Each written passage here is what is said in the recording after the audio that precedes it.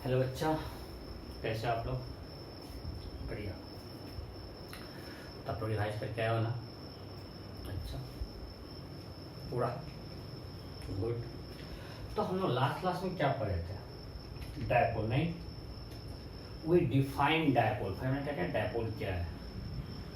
Dipole क्या है? System of charges having net charge zero. Any system having net charge is called dipole. हमने एक simple dipole लिया था।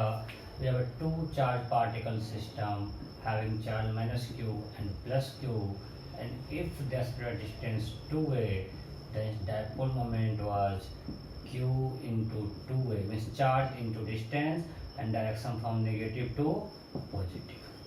ये हम लोग पढ़े थे, राइट? पहले हमें पहले डायपोल क्या है, फिर डायपोल मोमेंट क्या है, फिर हमने कुछ सिस्टम का डायपोल मोमेंट निकलवाया। आपको हमने एक होमवर्क भी दिया था, उसमें कुछ लोग भेजे, उनका मैंने आंसर देखा, मैक्सिमम में उनका सही था, बट बहुत कम लोग भेजे। मुझे तो टॉप 20 फ्रेंड्स ने भेजा होगा। आप लोगों को फर्क तो पड़ता नहीं है। एनीवे, उसके बाद हमने निकाला electric field due to dipole. उसमें एक्सिस पे निकाला और परपेंडिकुलर बाइसेक्टर पे, नहीं, एक्सियल पॉइंट एंड इक्वेटोरियल। मैंने सही कहा था। बाइसेक्टर क्या होता है? इक्वेटोरियल होता है।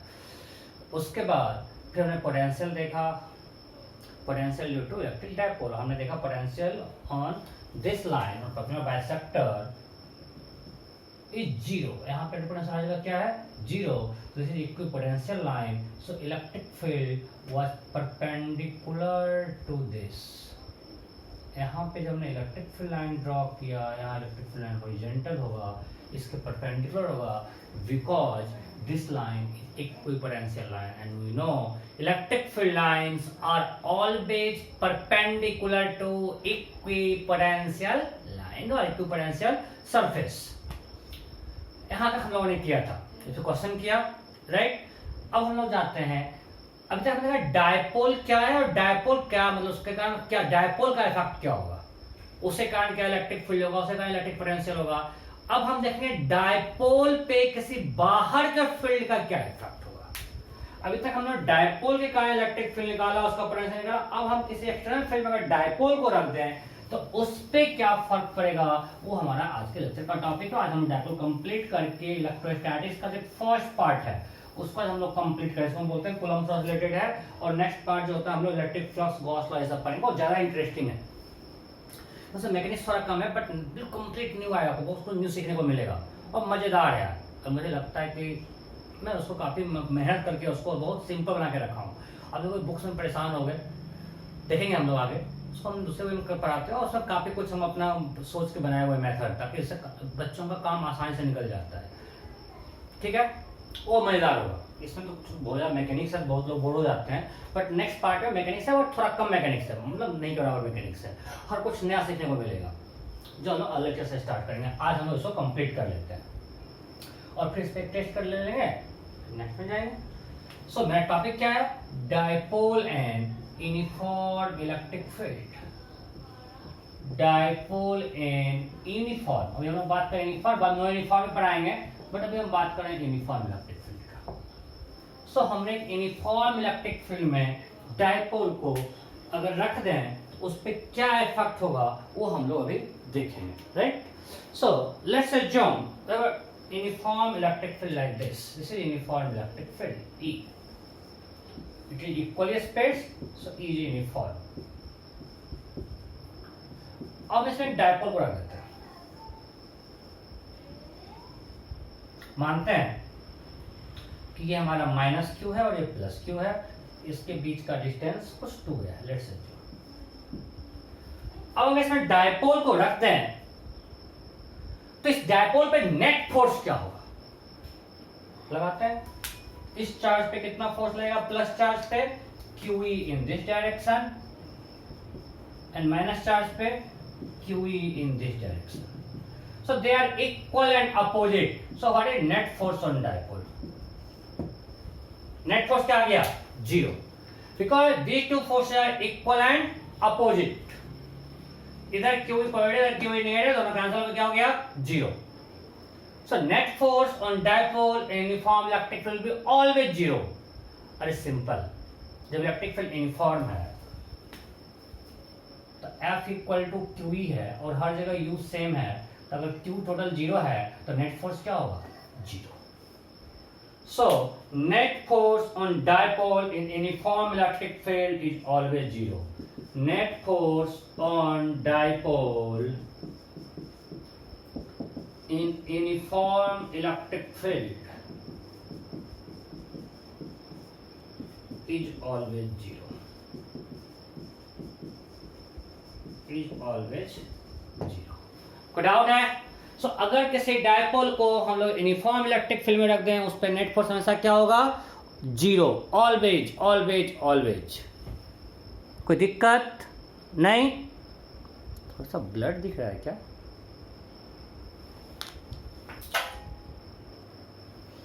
ओके, यहाँ तक कोई डाउट नहीं?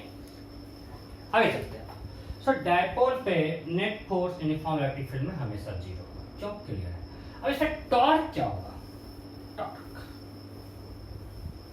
अब जो ही हम टॉर्क की बात करेंगे तो आपका होना चाहिए questions about which point, because torque, angular momentum, ये सब क्या है? Axis dependent parameter. आप लोग पढ़ चुके हो ना, दीज आर एक्सिस डिपेंडेंट. सो अगर हम पूछे टॉर्क क्या होगा, so your question should be about which point. Sir आप किस पॉइंट अबाउट टॉर्क की बात कर रहे हो? तो मेरा आंसर क्या होगा? इस बच्चों, मैं आपको बताया हूं रोटेशन में कि अगर सिस्टम पर नेट फोर्स 0 होता है तो नेट टॉर्क दुनिया के हर पॉइंट अबाउट सेम होता है. कपल पढ़ाए थे रोटेशन में, कुछ याद आ रहा है? तो मैं आपको बता चुका हूं कि अगर सिस्टम पे नेट फोर्स 0 है तो दुनिया के हर पॉइंट अबाउट टॉर्क सेम होता है. तो हम किसी पॉइंट अबाउट टॉर्क निकाल लें, that will be same about all points. तो अगर इस पे नेट फोर्स 0 है तो हम सिंपली पूछते हैं टॉर्क क्या होगा, because her point about torque same होना है. याद आ रहा है? उसने पढ़ाए हैं, प्रूफ भी किए हुए हैं. अगर दिक्कत है, go and check your notes of rotation. Starting में जहां पर है इक्विलिब्रियम, मोमेंट ऑफ इनर्शिया प्रमाण के जस्ट हम पढ़ाए इक्विलिब्रियम, उसने इसको प्रूव किया. दो तरह इक्विलिब्रियम था, rotational equilibrium and translational. Translational में नेट फोर्स 0, रोटेशनल में नेट टॉर्क 0. और हम सिंपली लिखे थे नेट टॉर्क 0. तो हमने बोला था कि अगर नेट फोर्स 0 है तो net torque about all points will be same. So अब यहाँ पे हमको टॉर्क निकालना है, सिंपल टॉर्क निकालते हैं. तो हम बताए थे कपल में सिंपली टॉर्क क्या हो जाता है? F perpendicular to distance. चलो बीच के अबाउट निकालते हैं. आपको मैं बोला सबके अबाउट टॉर्क सेम होता है. चलो हम निकालते हैं इसके अबाउट टॉर्क, इस पॉइंट के about point A. So about point ए, इसका टॉर्क क्या होगा? 0. और इसका टॉर्क क्या होगा? अगर ये इलेक्ट्रिक फील्ड से एंगल थीटा बना रहा है, so what is this distance?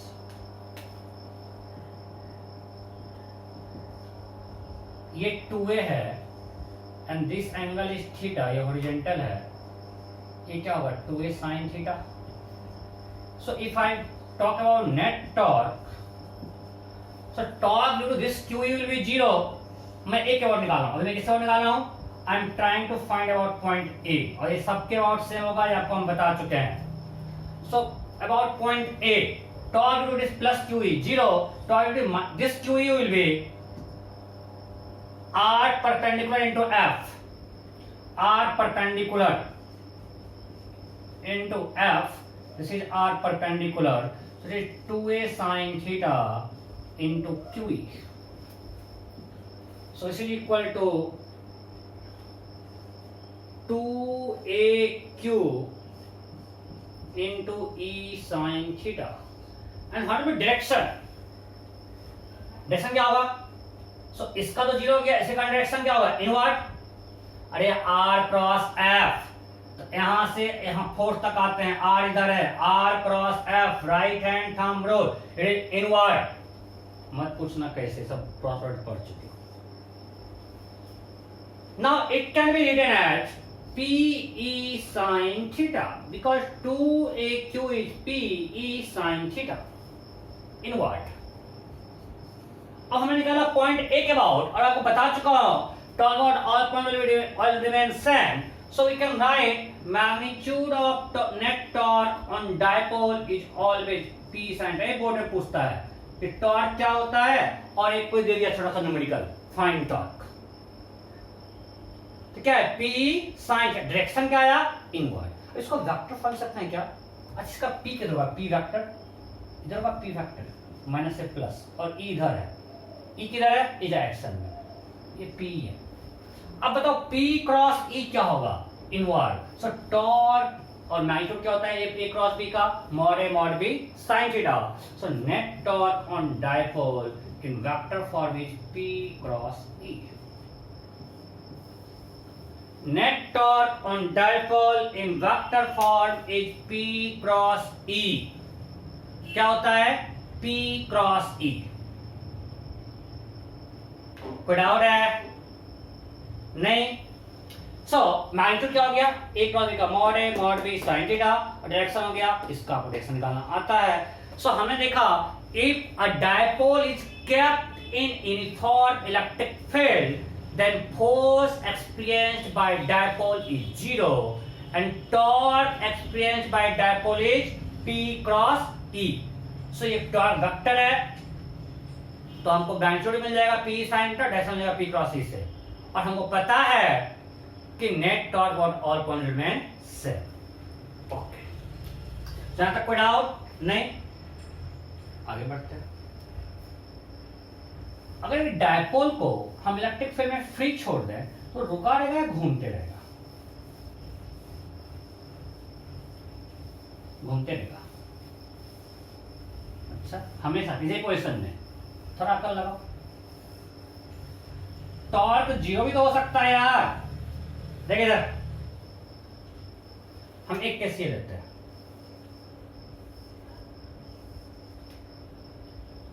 इधर इलेक्ट्रिक फील्ड है और हमने ऐसा एक डायपोल को रख दिया, और net force F net zero, net force zero होगा। टॉर्क नेट टॉर्क क्या होगा? नेट टॉर्क P किधर है? इस डायरेक्शन में P and E are parallel, तो P क्रॉस E क्या होगा? जीरो। ऐसे भी देखोगे इधर फोर्स लगेगा, एक QE इधर लग रहा है और दूसरा इधर लग रहा है, ये दोनों का नेट टॉर्क क्या होगा? इससे P ऐसे खींच रहा है, स्ट्रेच कर रहा है, बट टॉर्क को देगा क्या? नहीं। So net force zero, net torque zero means equilibrium. आपको इक्विलिब्रियम पढ़ा चुके हैं।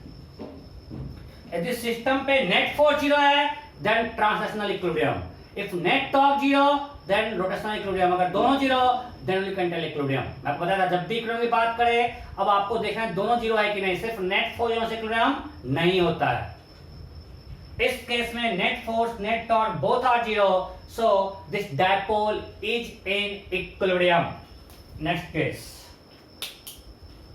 कुछ ऐसा रखते हैं,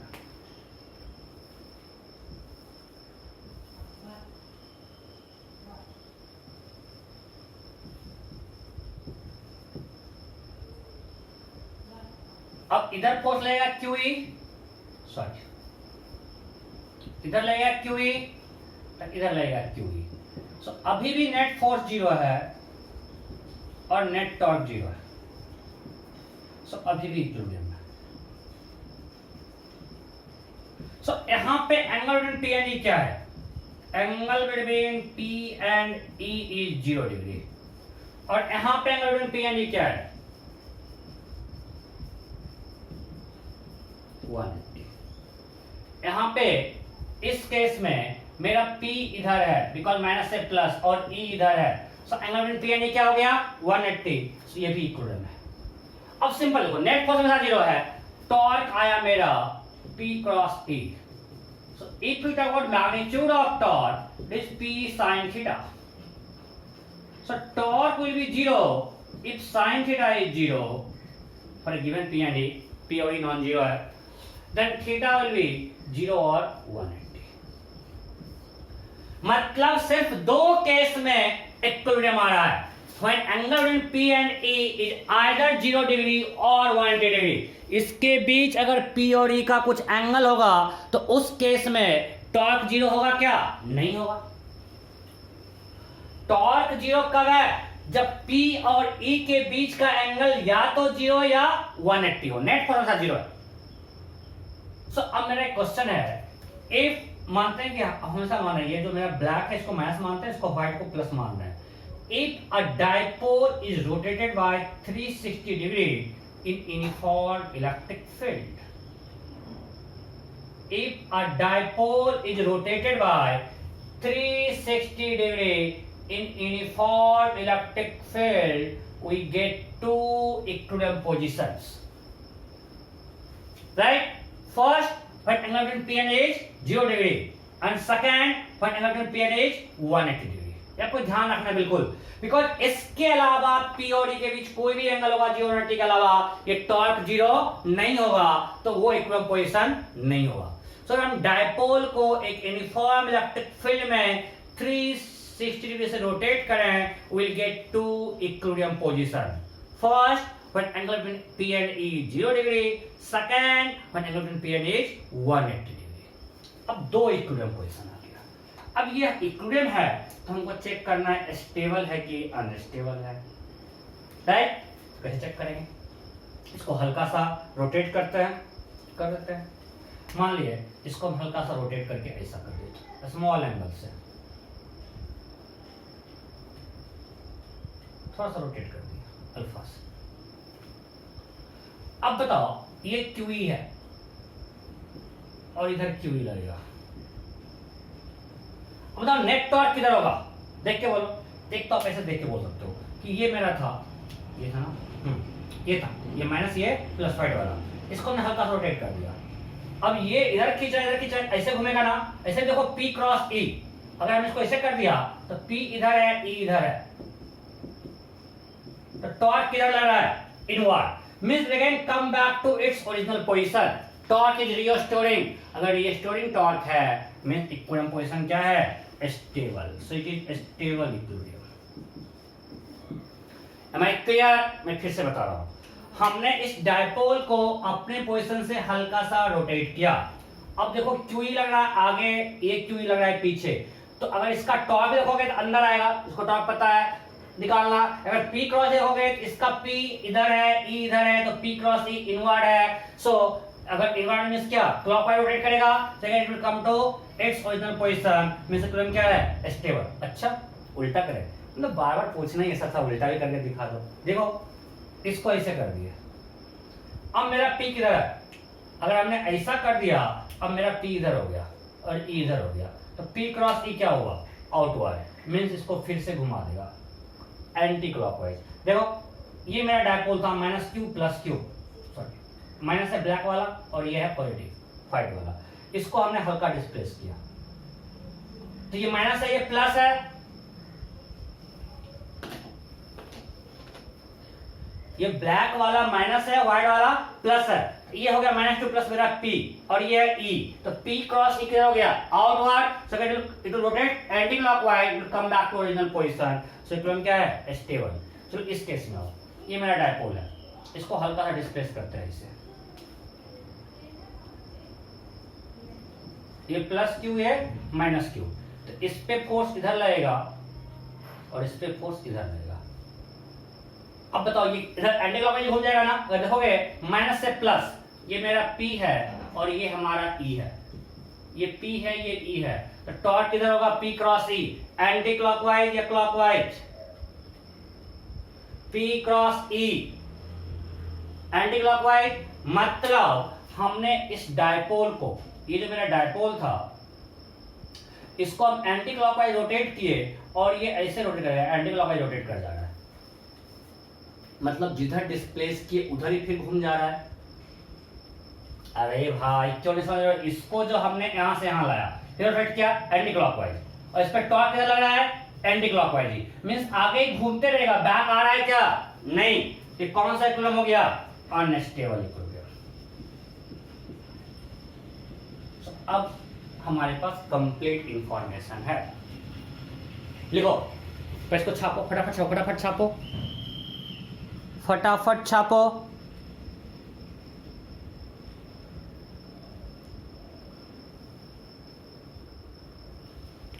छाप लिए? लिखिए, if a dipole is,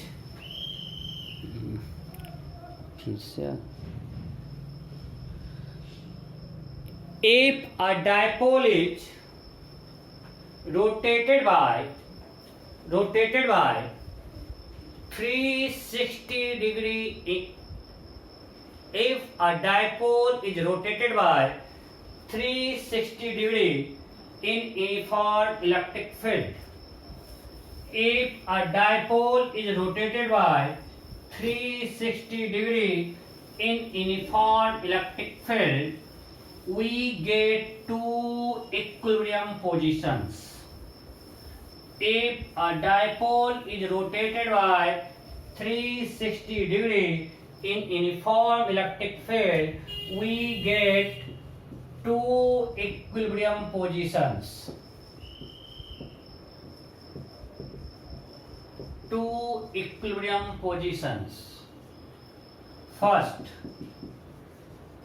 when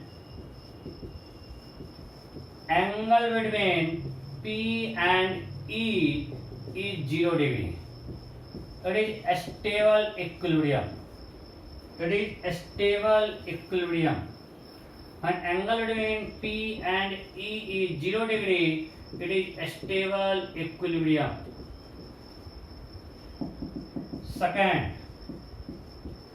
when angle between P and E is 180 degree, it is unstable equilibrium. Unstable equilibrium. So when angle between P and E is 0 degree, we get a stable equilibrium. When angle between P and E is 180 degree, we get unstable equilibrium. कोई दिक्कत? मैंने आपको पूरा explain कर दिया. एक और मैं दिखाऊंगा, एनर्जी से भी दिखाऊंगा, बट अभी के हिसाब से हम देखिए, अगर बैक आ जाता है तो स्टेबल, अगर बैक नहीं आया तो अनस्टेबल. क्लियर? ओके, आगे बढ़ते हैं. सो अभी तक क्या क्या पढ़े? अभी तक हमने पढ़ा कि if a dipole is kept in uniform electric field, net force on dipole is 0. Net torque at all points will remain same, that is P cross E. Magnitude of torque is PE sin theta. Direct formula putting पूछता है board में, आपको PE और theta दिया जाता है, बोलता है टॉर्क निकालो. That is magnitude of torque is PE sin theta. फिर हमने देखा, if we rotate dipole in electric field by 360 degree, we get two equilibrium position. First, when angle between P and E is 0, that is stable. Second, when angle between P and E is 180, that is unstable equilibrium. मैं clear? Okay, सो आगे बढ़ते हैं. अब question करते हैं, थोड़ा एक simple question करते हैं. ये dipole -q + q, mass of charge is m and m, its length of dipole is L, it is kept in uniform electric field E. It is kept in uniform electric field E, and initially this angle is theta. This angle is theta. Then my question is, find initial angular acceleration of this dipole. Means it has been released from this position. Dipole is released from this position. Released. Find initial alpha, initial angular acceleration. Find initial angular action of dipole, means you have to find alpha at this instant. Option A. Option A.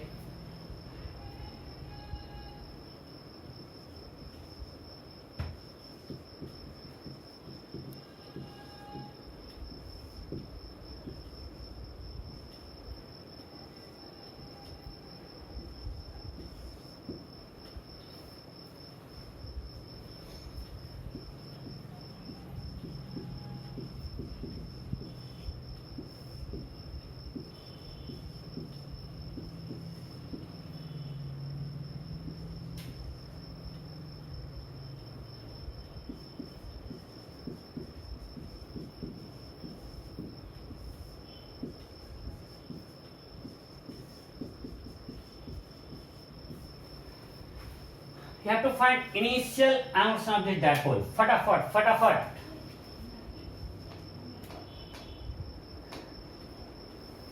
हो गया? Okay. तो कैसे हम लोग hit करें? आज पहले हमको ये बताओ, हमने इनिशियल क्यों पूछा, डायरेक्ट अल्फा क्यों नहीं पूछा? हमने ये क्यों पूछा फाइंड अल्फा? बोलो बोलो। गुड। कि हमने देखा torque is P cross E, right, and magnitude of torque is P sine theta. अब इस केस में पी किधर, इनिशियल पी किधर है? इधर, माइनस से प्लस, और ये इधर है। सो इट विल रोटेट क्लॉकवाइज। ये जो ही क्लॉकवाइज घूमना शुरू करेगा ये थीटा चेंज करेगा। अरे हाँ नहीं, जब ये डायपोल क्लॉकवाइज रोटेट करेगा तो P और E के बीच का एंगल चेंज करेगा, और जब ये चेंज करेगा मींस थीटा चेंज कर रहा है, means magnitude of torque change करेगा, साइन का चेंज करेगा। सो यहाँ पे टॉर्क कांस्टेंट नहीं है तो अल्फा कांस्टेंट होगा क्या? नहीं, because we know this is equal to I alpha. अच्छा ये कहा आई, यहाँ पे क्या इलेक्ट्रिक करंट है? तो थप्पड़ मार देंगे। आई क्या है? Moment of inertia. So that is P E sine theta by I. अब यहाँ पे लोग गलती करते हैं, आई किसके अबाउट लेंगे? आई क्या लेंगे? तो कर दिए 2ml²। अरे भाई आई किसके अबाउट लेंगे? सेंटर ऑफ मास। मैं आपको बताया रोटेशन में, if a body is free to rotate, it always rotates about axis passing through center of mass. क्यों? मैं आपको बताया था कि out of many parallel axes, moment of inertia of a body is minimum about axis passing through center of mass. ये करवाएं, बताएं कि नहीं बताएं? अगर बहुत सारा पैरेलल एक्सिस लेंगे तो जो एक्सिस सेंटर ऑफ मास से पास करता है उसके about moment of inertia minimum होता है। So out of many parallel axes, moment of inertia about axis passing center of mass is minimum. It comes from Parallaxis theorem. So आपको कराए हुए हैं। तो यहाँ पे टॉर्क है clockwise, so body rotate clockwise. Clockwise होगा और वो एक्सिस पास करेगा सेंटर ऑफ मास से। So you have to find moment of inertia about centre of mass. Centre of mass, चूंकि दोनों मास इक्वल है तो कहां होगा? मिड पॉइंट मान लिए कहेंगे। Distance L/2 L/2। अब दोनों का निकाल लेते हैं तो I इक्वल टू क्या होगा? mls, के दोनों पार्टिकल है। ये हम मान रहे हैं कि रॉड का मास नेग्लिजिबल है, यहाँ आपको कुछ दिए नहीं है, तो ml²/4 m into L/2² plus m into L/2²। नहीं, about center of mass, so it is ml²/4 plus ml²/4. This is equal to ml²/2, right? So हो गया alpha equal to p। p क्या है? p is, वहाँ मैंने शायद a दिया ना, यहाँ पे l दिया हुआ था, सॉरी वहाँ a को आप l रख लेना, वहाँ पे हमने ऑप्शन में 2a दिया था, 2a को आप l पकड़ लो। मैंने ऑप्शन में जहाँ पे 2a दिया वहाँ पे उसको क्या लिखना है? l। सो ये क्या हो गया? pe। सो p कितना है मेरा? q into l। p is q into l into e into sine theta bye ml²/, that is 2ql e sin theta by ml²। सो अगर हम l equal to 2a put करेंगे तो आंसर क्या आ जाएगा? Answer क्या आ जाएगा? 4qa e sin theta by ml², right? जो C option था। कोई डाउट नहीं? तो next question.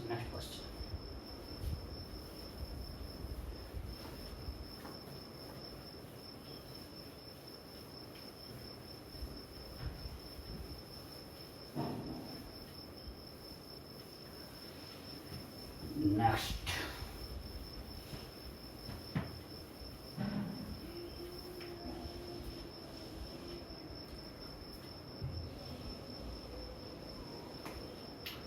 okay, again we have a dipole connected by massless rod. We have a dipole connected by massless rod.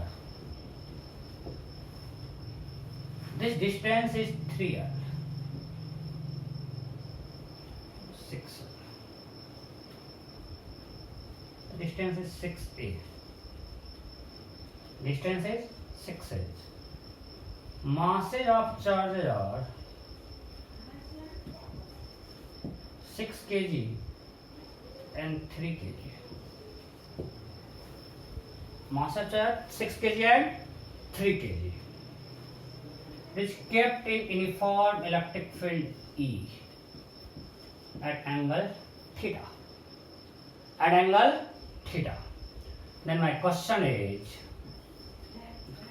find, relate from this position, then find initial angular action of this dipole. Question clear है?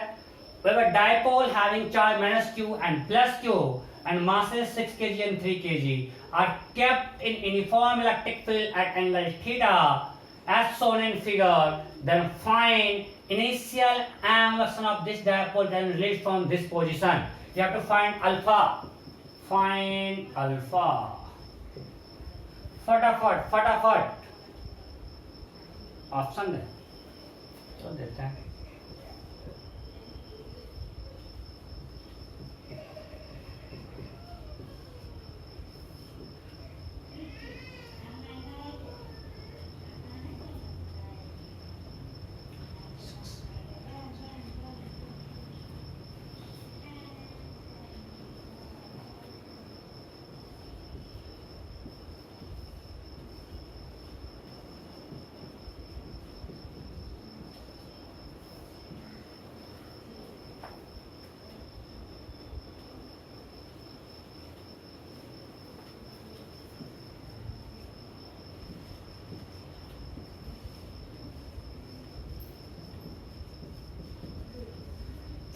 फटाफट करो.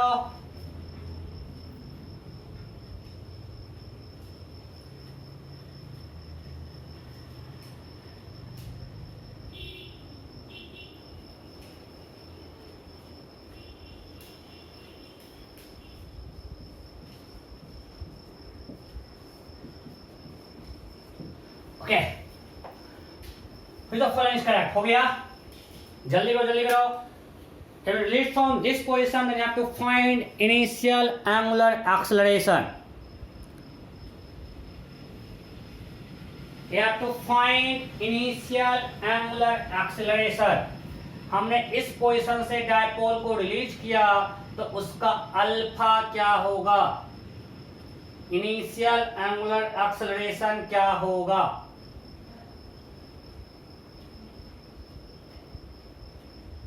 हो गया. चलो मैं करता हूं. Again alpha equal to torque by I, right? Because you know torque equal to I alpha, so alpha equal to torque by I. Torque क्या होगा? तो पी किधर है? इधर, मैं से प्लस ई इधर है. ये एंगल थीटा को राइट क्वेश्चन में दिया हुआ है. Torque is P sine theta. P का वैल्यू कितना होगा? तो Q into this distance, right? तो 6a क्यूब ई साइन थीटा. सिंपल. सारे ऑप्शन में torque is P sine theta. P distance between charge into Q, that is 6a into Q. तो P हो गया 6a Q. Electric field E है, angle theta है, तो P sine theta 6a Q E sine theta. Torque निकल गया. अब मैं हमको मोमेंट ऑफ इनर्शिया निकालना है. तो किसके अबाउट रोटेट करेगा?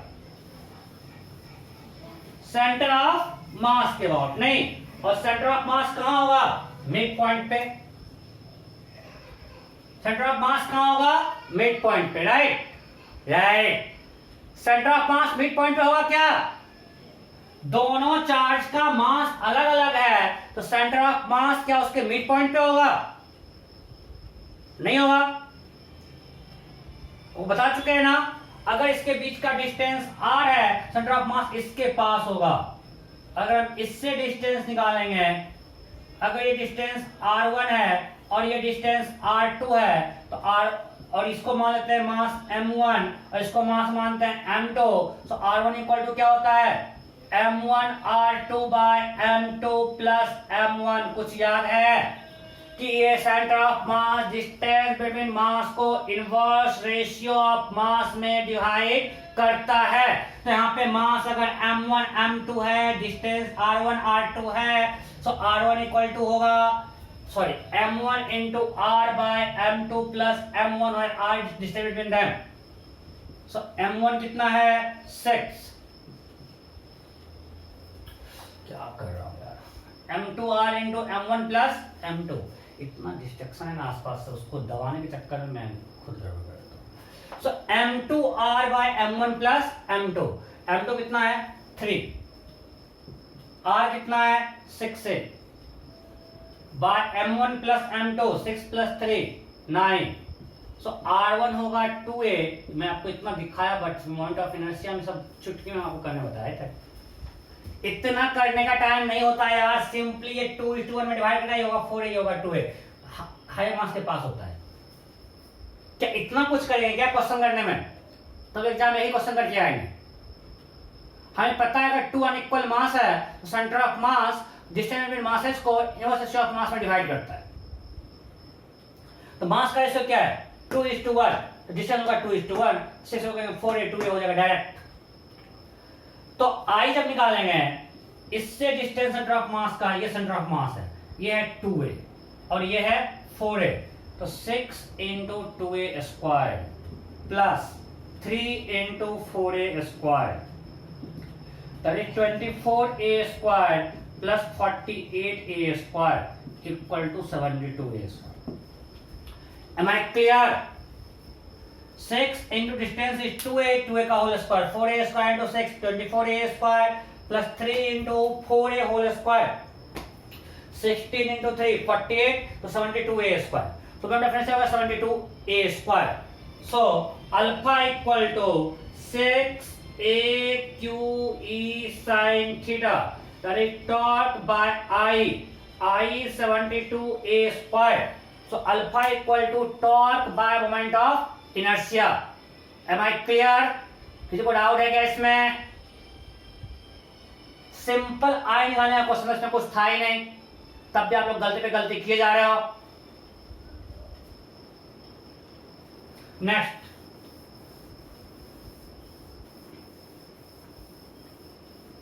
सिंपल सिंपल करवाया जा रहा हो, इससे कितना टफ हम लोग करते हैं मैकेनिक्स में।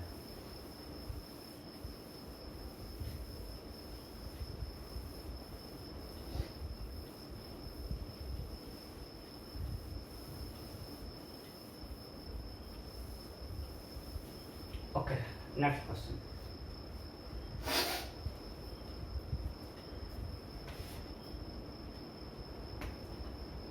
We have an inclined plane, inclined at angle theta, and there exists uniform electric field E in this direction. इसमें एक व्हील रखा हुआ है, radius of wheel is 2 metre. Data थोड़ा अनरियलिस्टिक है, चलो हम आर ही दे देते हैं, it is R, radius of wheel is R. तो इसके दो डायमेट्रिकली अपोजिट पॉइंट पे हमने यहाँ पे चार्ज रख दिया, -q एंड +q। चलो आसान हो जाता है, -q एंड +q, ठीक है। देन क्वेश्चन इज, चलो mass of wheel is m,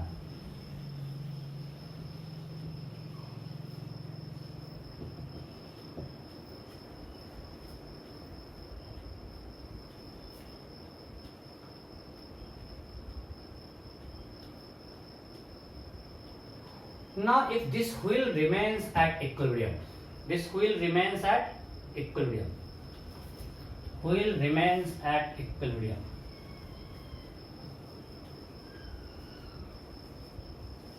remains at equilibrium, then find E। E का वैल्यू क्या है? There is some uniform electric field in vertically upward direction।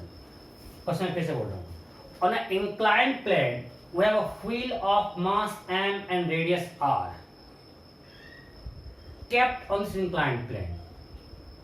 there are two charges minus q and plus q fixed at diametrically opposite point of this wheel. And uniform electric field E, uniform electric field exists in vertically upward direction. Then find a value of E so that this wheel remains at equilibrium. Find a value of E so that this wheel remains at equilibrium on inclined plane. तो question clear है ना? You have to find value of E so that it remains at equilibrium. फटाफट फटाफट करो, मैं भी करता हूं, आप लोग भी करो, फटाफट करो.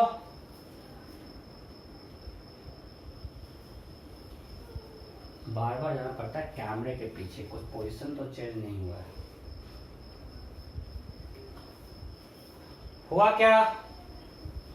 फटाफट, मैं भी कर रहा हूं.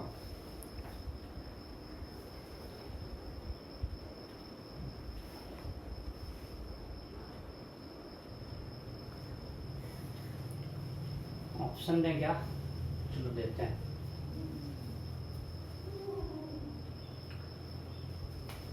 Option A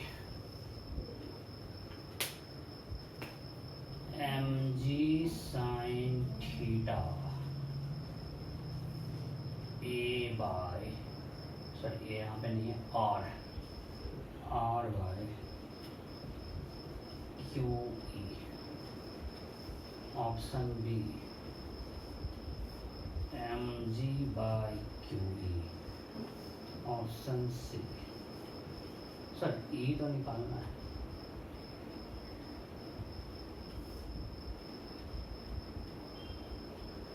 mg by q. Option A C.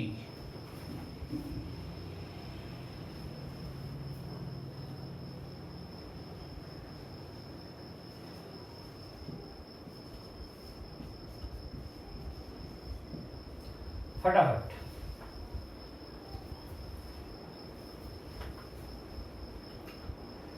Option A mg sin टार by Q, option B mg by Q, option C mg by 2q, option D ma'am.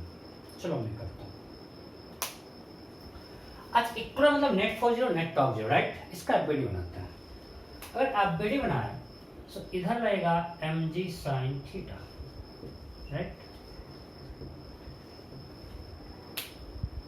यहाँ रहेगा नॉर्मल,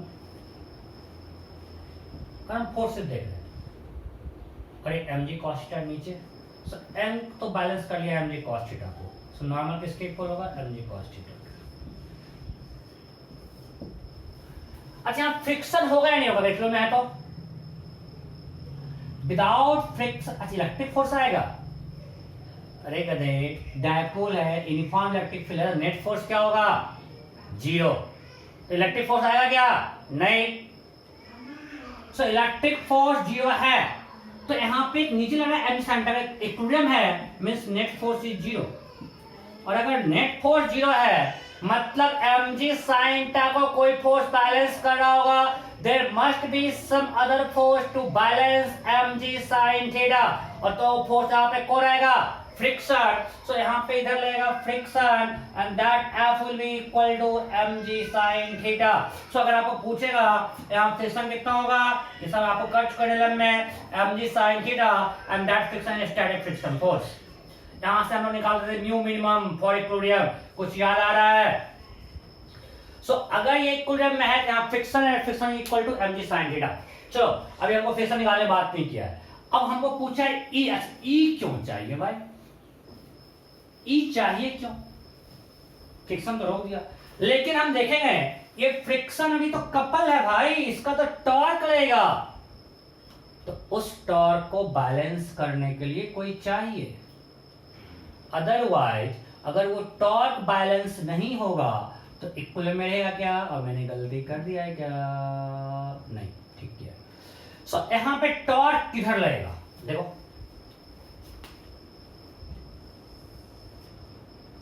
हम इससे और टॉर्क बैलेंस कर सकते हैं, हम इसके आउट कर रहे हैं. इक्विलिब्रियम में अगर कोई चीज इक्विलिब्रियम में है तो टॉर्क और 0.0. हम इसके आउट क्यों कर रहे हैं? इसके आउट करने से क्या बेनिफिट है कि नॉर्मल का टॉर्क जीरो हो जाएगा, इस फ्रिक्शन का टॉर्क जीरो हो जाएगा, mg sin थीटा का टॉर्क आएगा और इलेक्ट्रिक फील्ड का टॉर्क आएगा, हाँ या नहीं? अगर हम टॉर्क और पहली बात अगर कोई चीज इक्विलिब्रियम में है then torque about all point at zero, right? So हम टॉर्क अबाउट ए जीरो कर रहे हैं, तो टॉर्क अबाउट ए जीरो करेंगे तो इसका टॉर्क कितना आएगा? mg sin theta into r in which direction? Outward. In which r cross f भाई, सो r इधर है, मैथमेटिक्स थ्योरी अंदर जाएगा, r इधर है, mg sin थीटा इधर है, तो r क्रॉस f क्या होगा? आउटवर्ड। तो इसका टॉर्क आ गया mg r sin theta outward. Net torque निकालें, net torque about point A plus, अब इसका टॉर्क क्या होगा? इलेक्ट्रिक फील्ड का, तो डायपोल है तो इधर मेरा P है माइनस से प्लस और E मेरा इधर है। P और E में एंगल कितना है तो देखते हैं, हमको देखना है P और E में एंगल, तो ध्यान दो ये एंगल थीटा है और ये मेरा E है, राइट? सो ये 90 minus theta,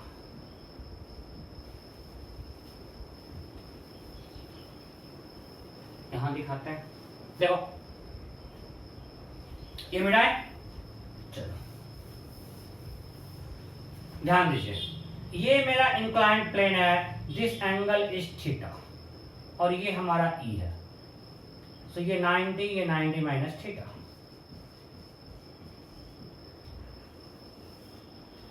so what is this angle? यही मेरा P है ना, P है इसके परपेंडिकुलर ये, सो ये हमारा P है, ये थीटा 90 थीटा, तो ये क्या हो जाएगा? ये क्या होगा? ये होगा थीटा। पक्का? गलती कर रहे हैं, पक्का पक्का। देखो इधर यहाँ खींचो horizontal line, this angle is theta, so this is 90 minus theta, so this angle is theta. कोई दिक्कत, कोई डाउट है क्या? नहीं? अरे भाई जब ये एंगल थीटा है तो इसके दोनों परपेंडिकुलर बीच में एंगल तो थीटा ही होगा। अब आपको जैसे देखना है ये थीटा तो ये थीटा होगा, अल्टरनेट एंगल, ये क्या होगा? ये क्या होगा? थीटा। तो P और E के बीच एंगल कितना है? थीटा, और ये है मेरा P और ये है E। इसका टॉर्क किधर है? इनवर्ड। इसका टॉर्क P क्रॉस E किधर है? Inward. P cross E inward, तो P cross E that is PE sin theta inward, and this should be equal to 0, दोनों कोई डायरेक्शन में है, इसको लिख सकते हैं torque of A equal to mg r sin theta minus P कितना होगा? Q into 2R, Q into 2R into E sin theta, this is equal to Q into 2R into E sin theta is equal to 0। अरे हाँ नहीं? सो देखो sin theta cancel हो जाएगा, तो E equal to क्या आएगा? तो दिस इक्वल टू दिस कर सकते हैं, this imply mg r sin theta equal to Q into 2R into E into sin theta got cancel, r got cancel, so E equal to mg by 2q। क्या आया E? E क्या आया? E equal to mg by 2q। कोई doubt? एक बार calculation check करो ठीक से, किसी कोई डाउट है क्या? ठीक से सारा कैलकुलेशन चेक करो। ओके, देखिए क्वेश्चन सही है ना? सही लग रहा है? सो आगे बढ़ते हैं। नेक्स्ट, अच्छा क्वेश्चन था बट ये तभी हो पाएगा जब तक आपका सारा कॉन्सेप्ट क्लियर हो। रोटेशन में आपको इक्विलिब्रियम करना आता हो कि इक्विलिब्रियम कब होता है, उसका कंडीशन क्या होता है, फिर आपको डायपोल का टॉर्क, एफबीडी, जब सब कुछ आएगा तभी आप इस क्वेश्चन को कर पाओगे। Okay, next. अब हमने एक डायपोल लिया, वाह क्या मजेदार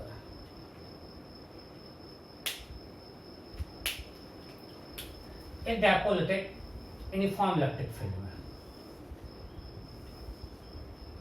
और इसको ऐसे रख दिया। माइनस क्यू प्लस के। सो अभी पी और ई के बीच क्या एंगल है? ये हमारा ई है और ये मेरा पी होगा माइनस से plus. Sorry angle P and E 0 degree. So अगर P और E के बीच एंगल 0 है, सो ये कोण क्या है? Stable stable stable. ओके, अब हमने देखा if we rotate it by a small angle equal is stable, equal is stable. If we displace the dipole by small angle equal is stable. What is torque? Torque क्या होगा? minus p sin. Why I am putting minus sign?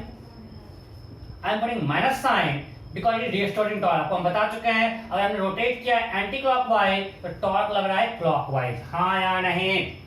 जब भी करवा चुके हैं, p cross ई भाई, p इधर है e इधर है तो टॉर्क आया क्लॉकवाइज। ये मेरा p इधर है और e इधर है। अगर ये p है, ये e है, ये एंगल थीटा है तो टॉर्क क्या आया? क्लॉकवाइज। तो हमने इसको small angle anti clock rotate किया, टॉर्क आया clockwise.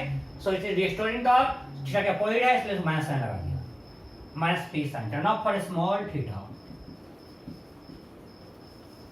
For small theta this torque equal to minus p sin theta equal to theta minus p theta.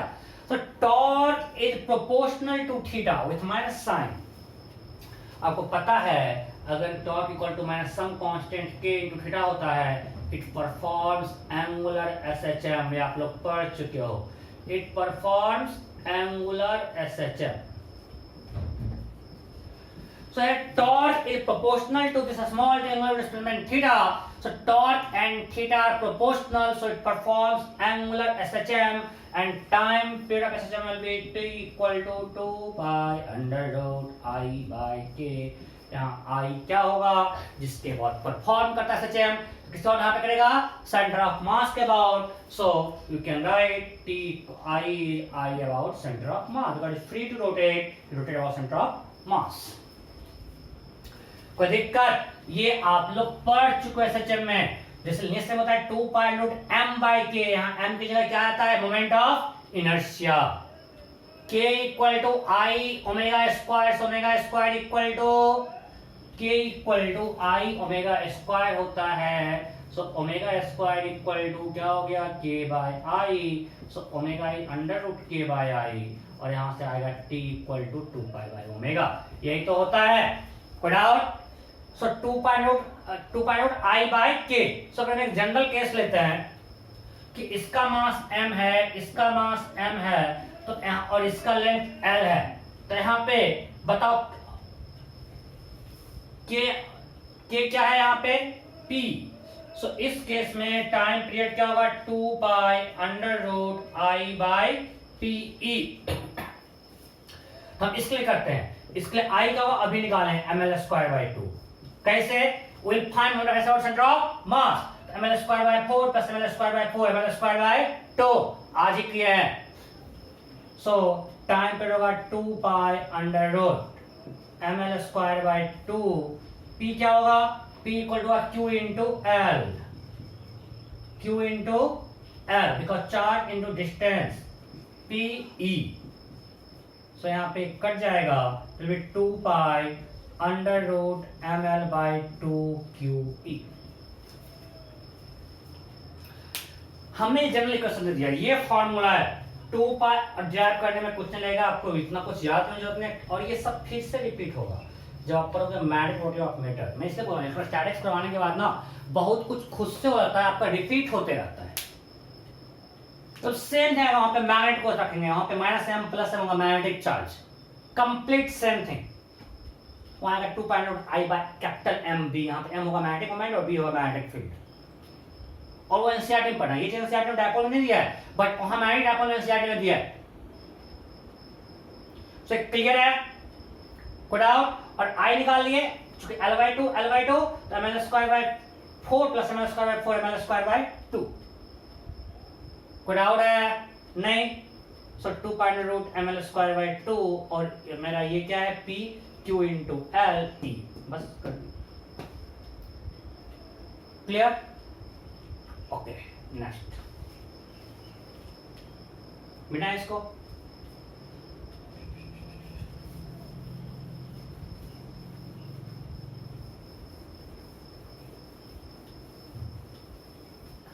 अब इसमें बहुत अच्छे से क्वेश्चन बना सकता है। अब हमने ये डायपोल लिया, अब आपको जो रिंग वाला दिया तो एक डायपोल था,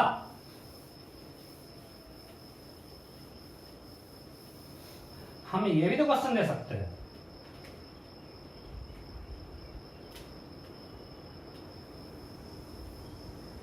ये है और यहां माइनस चार्ज है और यहां प्लस चार्ज है।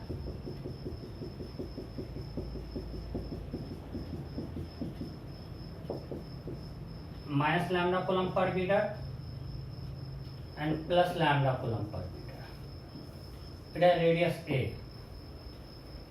and kept in uniform electric field E। हमने इसको ऐसा रख दिया। सो बोलेगा अभी इस पे टॉर्क निकालो, क्या होगा टॉर्क बोलो अभी। लॉजिकल है। अभी इसका P क्या आया था, P अगर हमको जहां तक याद है, ऐसे लॉजिक तो P का डायरेक्शन ये होगा और E भी इधर है, आया था सर 4 लैम्डा ए स्क्वायर आता है। सो P और E दोनों सेम डायरेक्शन है, P भी इधर है E भी इधर है। अभी टॉर्क क्या है 0। अभी angle between P and E क्या है 0, सो इक्विलिब्रियम स्टेबल है। अब आपको रिंग का रेडियस a है, मास m है और बोलेगा if displaced by small angle theta. हमने इसको हल्का सा रोटेट कर दिया ऐसा, यहां से हमने इस पोजीशन से इसको हमने हल्का इसके बाद थीटा रोटेट कर दिया। अब P कुछ ऐसा हो जाएगा, मान लो इसको हम ऐसा कुछ रोटेट कर दिए। अब समझ लो ना, अभी P और डायरेक्शन से हमने P को रोटेट कर दिया और हमने P को रोटेट कर दिया। अब मान लो स्ट्रिंग को रोटेट कर दिया, P कुछ ऐसा हो गया और E कुछ ये हो गया। अब इसका टाइम पीरियड निकाल सकते हैं, सिंपल है, फॉर्मूला वही रहेगा कि अब हमने इसको रोटेट कर दिया, अब मेरा E यही रहा, P ऐसा हो गया, तो टाइम पीरियड क्या होगा 2 पाई। अभी निकाले √I/P। अब बस हमको वैल्यू रखना है I का, P का और E का। आपको हम P निकालना सिखा चुके हैं। कोई डाउट है किसी को? डाउट है क्या? नहीं, पक्का? तो हमने आपको करवाया जो कुछ -q +q के लिए, ये हम सबके लिए कर सकते हैं। हम जितना डायपोल पढ़े सब पे लगा सकते हैं। क्लियर? Okay, next.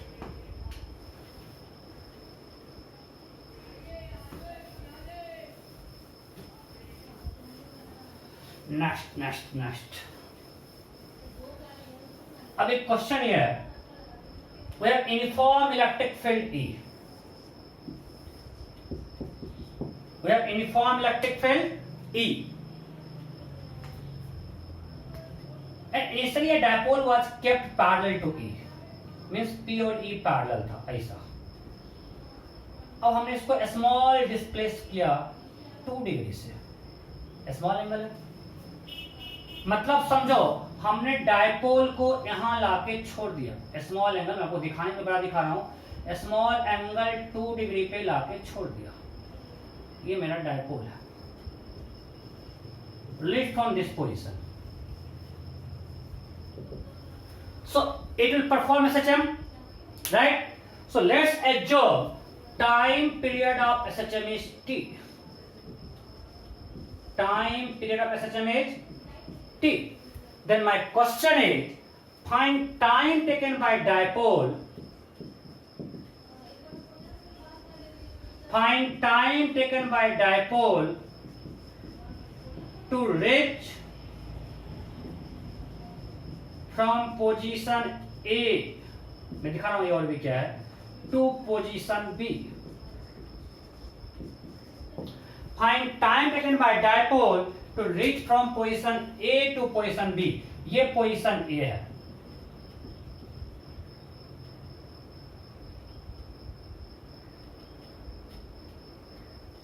और ये पोजीशन B है। This is 1 degree, this is 1 degree, ठीक है? ये कितना है 1 डिग्री, मतलब समझो मैं आपको फिगर आउट क्लियर करके दिखा रहा हूं। ये मेरा ई था और ये डायपोल का पी है, हमने 2 डिग्री पे छोड़ा और यहाँ पे पी हो जा रहा है 1 डिग्री पे, तो ए से बी आना है। मैंने बहुत सिंप्लीफाई कर दिया, ये पी को हमने 2 डिग्री पे छोड़ा और पी को यहाँ आना है, एसएम करेगा भाई तो ऐसे ऑसिलेट करेगा ना, दिस ऐसे होते ऑसिलेशन। तो ए से बी आने में क्या टाइम लगेगा? पूरे एसएम का टाइम पीरियड टी है, ऑप्शन ए। ऑप्शन ए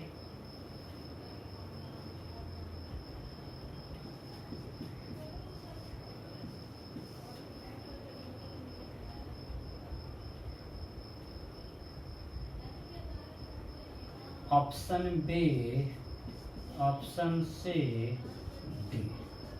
फटाफट। अभी आप तभी कर पाओगे जब आपको अच्छे से स्टेप आता होगा, फेयर डायग्राम वगैरह। क्वेश्चन क्लियर है? A dipole has been kept in uniform electric field. Angle in P and E is 0 initially. Now, this dipole has been displaced by 2 degrees from its equilibrium position, from its stable equilibrium position. So it performed such a because angular displacement is small.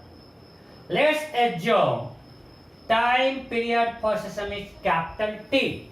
Then my question is, find time taken by dipole to go from position A to position B. To go from position A to position B, option A 3t/8, option B t/2, option C t/3, option D none. Clear? Okay, अब मैं करता हूँ। अच्छा बताओ, अगर आप मानते हैं मेरा डायपोल है, ऐसा था, ठीक है, इसको अब मैं ऐसा कर दिया, ठीक है, मैं थोड़ा बड़ा करता हूँ, छोटा क्या करूँ, छोटा छोटा एंगल दिखाने चक्कर में छोटा छोटा फिगर बनाना पड़ता है। अब मैं स्केल पे नहीं बना रहा हूँ, ये मेरा डायपोल है, इसको हमने यहाँ से रिलीज किया, मानते हैं 2 डिग्री है, तभी आपको अच्छे से दिखेगा, यहाँ से रिलीज किया, ये नेगेटिव है मेरा ब्लैक वाला, ऐसा। तब यहाँ से स्मॉल एंगल अगर मानते हैं, सिस्टम करेगा किसके अबाउट, ये मीन पोजीशन इक्विलिब्रियम पोजीशन है, तो यहाँ से 2 डिग्री इधर जाएगा, 2 डिग्री इधर जाएगा, angle just like pendulum, right? ऐसे से ऐसे जम करते रहेगा, अबाउट सेंटर ऑफ मास, ऐसे ऐसे ऐसे ऐसे। सो ये कहाँ तक जाएगा? अगर इधर हमने 2 डिग्री से रिलीज किया तो इधर भी जाएगा 2 डिग्री, राइट? तो इसका एम्पलीट्यूड कितना है? 2 डिग्री, बट हमने पूछा कहाँ है? 1 डिग्री तक। हमने पूछा कहाँ तक है? ये 1 डिग्री तक। तो ये क्या है? a/2, मतलब हमको इस एक्सट्रीम पोजीशन से a/2 तक आना है। अब कुछ लोग क्या करेंगे, पूरा टाइम पीरियड t होता है, तो एक्सट्रीम से मीन t/4 और यहाँ से यहाँ t/4, इसका हाफ t/4 प्लस t/8। ये सही है गलत? गलत भाई, यहाँ से यहाँ हाफ और ये हाफ का टाइम सेम नहीं होता है। ऐसे में पढ़ चुके हो, यहाँ स्पीड ज्यादा होता है, यहाँ कम टाइम लगेगा, यहाँ टाइम आगे ज्यादा लगता है। नहीं पढ़े हो गया? कैसे करेंगे? फिगर से। पहले कहां पे हमने रिलीज किया है? एक्सट्रीम पोजीशन से, और आना कहां है? a/2 तक। इसको a से a/2 आना है। अब हम बनाते हैं फेजर डायग्राम। आना कहां है? इनिशियल था एक्सट्रीम पोजीशन पे, एम्पलीट्यूड पे, और उसको आना कहां है? a/2 तक। ये हमारा फेजर डायग्राम है।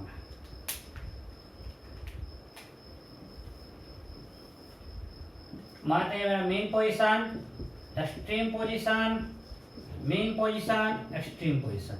हमने यहां पे रिलीज किया है, एक्सट्रीम पोजीशन से रिलीज किया, और आना है a/2 तक।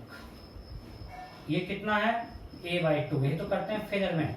ये मेरा पूरा रेडियस a होता है, याद है ना फिगर डायग्राम में? रेडियस मेरा, अरे यार, यहाँ से यहाँ जाता है a तक, फिर यहाँ मेन पोजीशन, फिर उसी को हम सर्कल में दिखाते हैं। रेडियस कितना है? a। तो अगर ये a है, ये a/2 है, तो कितना एंगल है? 60। तो यहां से यहां रोटेट करके आया। अगर ये पूरा 180 है तो कितना एंगल रोटेट किया? 120। सिंपल क्लियर क्वेश्चन है, क्लियर आता है तो 1 लाइन में बनेगा। हमने कहां रिलीज किया है? एम्पलीट्यूड, एक्सट्रीम पोजीशन से। हमने यहां से रिलीज किया और वो आ रहा है a/2 तक। तो ये a/2 है। a/2 है, ये रेडियस एम्पलीट्यूड होता है, तो ये एंगल होगा 60, ये कितना होगा 120, टोटल 360 में t टाइम, तो 1 इसको ओमेगा से घुमाते हैं ना, कांस्टेंट ओमेगा से, तो 120 में कितना लगेगा t/3। अरे भाई theta equal to omega T, तो फिर में करते हैं, थीटा मेरा कितना है 2π/3 equal to 2π/t omega 2π/t into t, 2π cancel, so t equal to t/3। अब जिनको समझ में नहीं आ रहा है, आपको आप कंफ्यूज मत होना, आपको इलेक्ट्रोस्टैटिक्स में दिक्कत नहीं है, आपको दिक्कत एसएचएम में है। इलेक्ट्रोस्टैटिक्स में यहाँ पे किसी को इसको समझ में कुछ यूज नहीं, वो सिर्फ इतना यूज किया हूं कि डायपोल पे टॉर्क लगेगा, डायपोल सिस्टम करेगा। इलेक्ट्रोस्टैटिक्स बस यही खत्म हो गया कि जब P और E के बीच एंगल 0 था, वो इक्वल स्टेबल था, वहां से स्लाइडली डिस्प्लेस किए, there will restoring torque, it will perform SHM. बस इलेक्ट्रोस्टैटिक्स एंड ये पूरा स्टोरी है एसएचएम का। तो हम यहाँ मैकेनिक्स यूज कर रहे हैं। अगर आपको दिक्कत है, मतलब दिक्कत इसमें नहीं, दिक्कत एसएचएम में है, आपको go and revise phasor diagram. अगर पिछले क्वेश्चन में दिक्कत था, go and revise equilibrium problem in rotation. Sir यहाँ पे हम सबको यूज कर, इतना कुछ पढ़े इसमें बोला, ये लोगों को थोड़ा सा ये पार्ट टफ लगता है। क्यों? क्योंकि उनको बेसिक्स नहीं आता है पीछे का, हम सब बेसिक थ्योरी यूज कर रहे हैं, कोई टफ क्वेश्चन यूज नहीं कर रहे हैं। रोटेशन एसएचएम सबको हम बेसिक कॉन्सेप्ट यूज कर रहे हैं। तो आपको अगर ये सब बेसिक क्लियर रहेगा, ये सब क्वेश्चन आसान रहेगा। कोई बात नहीं, नेक्स्ट क्लास से ज्यादा इससे मैंने यूज नहीं करेंगे आज, लेकिन करेंगे, अभी तो शुरुआत है, अभी और चलेगा। ओके नेक्स्ट,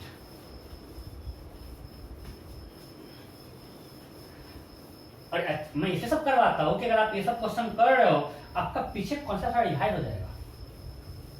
एक तो मैं आपको रिवाइज कर रहा हूं 11 कॉन्सेप्ट को। ओके नेक्स्ट लिखिए, energy of dipole, potential energy of dipole in uniform electric field. Potential energy of dipole in uniform electric field.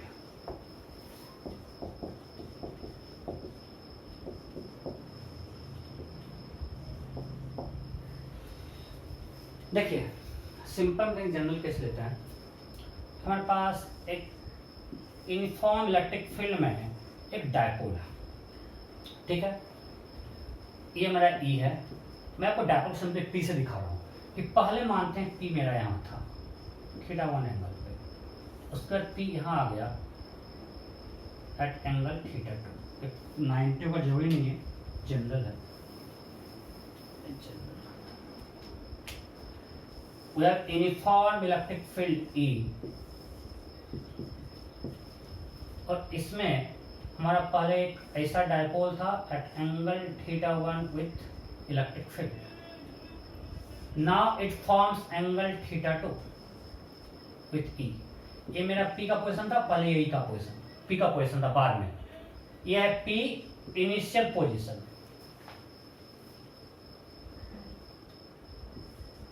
ये है इनिशियल, और ये क्या है फाइनल पोजीशन।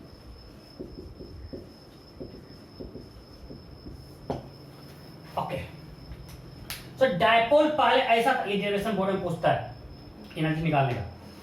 तो डायपोल पहले इलेक्ट्रिक फील्ड से एंगल बनाता था θ1, ये मेरा E वेक्टर है। So initial angle between dipole and E is θ1। Initial angle between P and E θ1। Final angle between P and E θ2। P and E is θ2। एक बार देख लूं कि हमारा सब कुछ सही चल रहा है।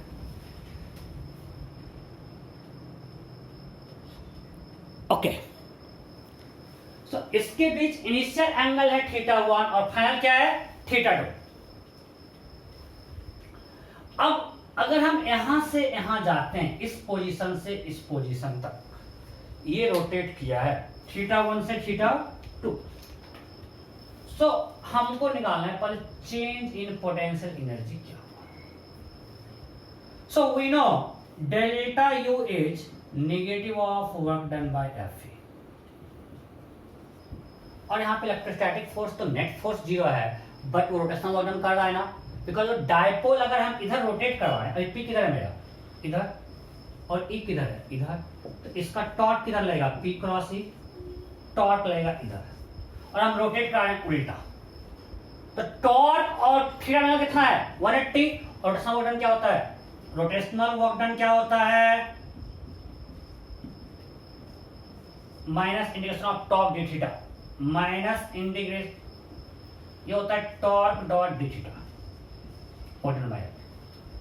जैसे F डॉट ds होता है, यहाँ होता है टॉर्क डॉट डी थीटा, सब प्रोडक्शन में पढ़ा चुके हैं प्रोडक्शन में ना। तो टॉर्क यहाँ पे क्या है, तो इसको लिखते हैं torque magnitude of torque magnitude of D theta into sine theta, sine theta कुछ भी यार, इनटू कॉस थीटा।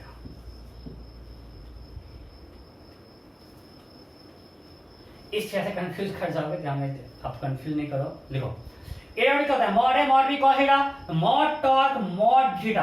अब बता टॉर्क और डी थीटा में कितने का एंगल है, टॉर्क किधर लग रहा है, इधर, और घुमा किधर रहे हैं, इधर, तो रोटेट कर रहे हैं इस डायरेक्शन में, टॉर्क लग रहा है उल्टा, उसके एंगल कितना है 180, सो इनटू cos 180। हमने ए डॉट बी को ये कर दिया, mod A mod B cos of angle between A and B, A है टॉर्क, वो है क्लॉकवाइज, रोटेट कर रहे हैं एंटी क्लॉकवाइज, ये लोग कंफ्यूज करते हैं, सो हो गया cos 180 -1, so minus torque D theta. इसमें कोई दिक्कत, ये वर्क डन एफ निकालना है। अब यहाँ पे लोग गलतियां करते हैं, सर अगर हम ऐसे रोटेट करेंगे, तो अगर ऐसे रोटेट करेंगे तो ये एंगल तो गायब हो जाएगा, ये हो जाएगा cos 0, बिकॉज टॉर्क भी क्लॉकवाइज, डी थीटा भी क्लॉकवाइज, बट उस केस में D theta will become negative. मैं ऐसा आपको होमवर्क दिया था, पोटेंशियल जो हम निकाले थे वो delta you in case of linear movement. जब हम ऐसे रोटेट करेंगे, इसको मैं डिस्टर्ब नहीं कर रहा हूं, इससे अलग, अगर कोई बोलेगा अभी हमने थीटा 1 थीटा 2 ऐसे रोटेट किया, तो उस केस में एफ ही लग रहा था क्लॉकवाइज, रोटेट कर रहा था एंटी क्लॉकवाइज, और उसके बीच में एंगल 180 था। बट अगर हम ऐसे रोटेट करते हैं क्लॉकवाइज, तो अभी भी एफ ही भी लगेगा क्लॉकवाइज, डी थीटा भी क्लॉकवाइज, बट अब डी थीटा पॉजिटिव है negative, negative because angle decrease कर रहा है। और अगर डी थीटा नेगेटिव है, बिकॉज हम पीओडी के बीच एंगल लेते हैं, डी थीटा नेगेटिव है, तो mod of D theta will be minus theta, because theta का मैग्नीट्यूड नेगेटिव नहीं होता, तो उस अगर हम रोटेट करते क्लॉकवाइज, उस केस में यहां आता माइनस थीटा। बोर्ड में पूछ रहा है यही करना, जो चेक में कंफ्यूज नहीं करना है, तो एनसीईआरटी में ऐसा ही कुछ किया हुआ है, तो आपको यही करना है, बट दोनों से आंसर सेम आएगा भाई। यहाँ पे cos 180 यहाँ पे आया बिकॉज टॉर्क और डी थीटा में एंगल 180 है। अगर आप क्लॉकवाइज रोटेट करोगे तो वहां पे ये एंगल 0 हो जाएगा, but magnitude of D theta will be minus theta because D theta becomes negative if you rotate in clockwise direction. अगर हमने इसको क्लॉकवाइज रोटेट किया कि डी थीटा डिक्रीज हो रहा है, so D theta becomes negative, so magnitude of D theta becomes minus D theta. Clear? कोई doubt नहीं? ओके, सो अब इसको work done by F theta 1 कहां से कहां तक, थीटा 1 से लेकर थीटा 2 तक, so minus torque is P sine theta, P sine theta D theta, theta 1 से थीटा 2, थीटा 1 से थीटा 2। अब इसको मिटा रहा हूं, कांस्टेंट को बाहर लेते हैं, minus P integration of sine theta D theta, ये हम वर्क डन बाय एफ निकाल रहे हैं, थीटा 1 से theta 2। Now sine theta is minus cos theta, minus plus cos theta, that is equal to P cos theta 2 minus cos theta 1। ये क्या निकला? Work done by electrostatic force, but हमको निकालना क्या है? Delta U. निकालना क्या है? Delta U. तो डेल्टा यू क्या होगा भाई? So we know delta U negative of work done, ये वर्क डन है मेरा, ये क्या है? Work done by F E. अब इसको यहां पे रखते हैं, so delta u is equal to negative of this means minus PE cos theta 2 minus cos theta 1. Delta means u final, means u when angle is theta 2 between P and E, minus u when angle is theta 1. Because u final means initial final position angle है theta 2, initial angle है theta 1. that is equal to minus p cos theta 2 minus cos theta 1. अब एक example लेते हैं. If theta 1 is 90, theta 1 is 90, और हम लोग इस केस में एंगल मानते हैं u at 90 0. ये क्यों माने, ये आपका होमवर्क एनसीईआरटी में किया हुआ है कि अच्छा सा एक्सपेंशन दिया हुआ है. Find angle when Pn is 90, we take its potential energy of dipole 0. When angle between dipole moment and electric field is 0, we take potential energy of dipole is 0. Why? It's a homework.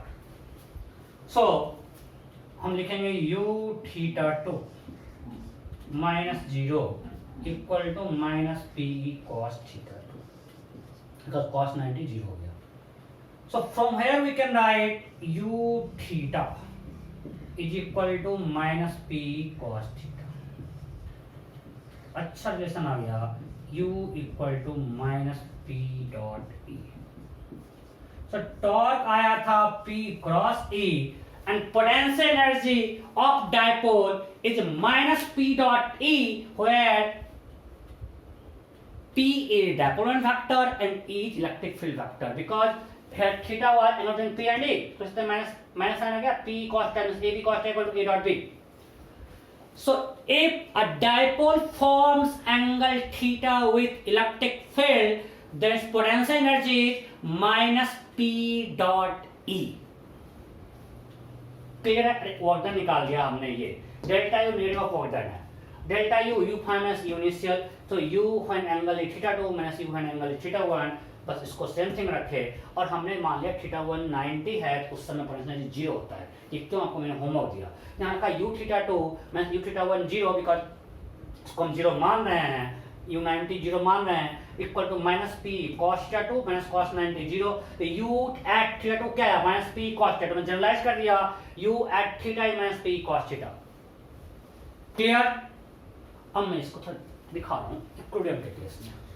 तो ये आपको याद रखना है, torque on dipole is P cross E and potential of dipole is minus P cross E, minus P dot E. Potential of dipole is minus P dot E. अब ध्यान दीजिए, ये हमारा इलेक्ट्रिक फील्ड है और हमने ऐसे एक डायपोल को रख दिया. ये इक्विलिब्रियम था, दोनों तक क्या है. तो यहाँ पे P और E के बीच क्या एंगल है, 0 डिग्री. तो यहाँ पे एनर्जी क्या होगा, minus P E cos 0, that is minus P. और in this case P is in this direction and E is in this direction. So theta is 180. So what is energy? Minus PE cos 180 plus P. So you can see energy is maximum या energy is minimum. Energy minimum है, so equilibrium stable होगा. Energy से भी देख सकते हैं. Energy is maximum, so unstable.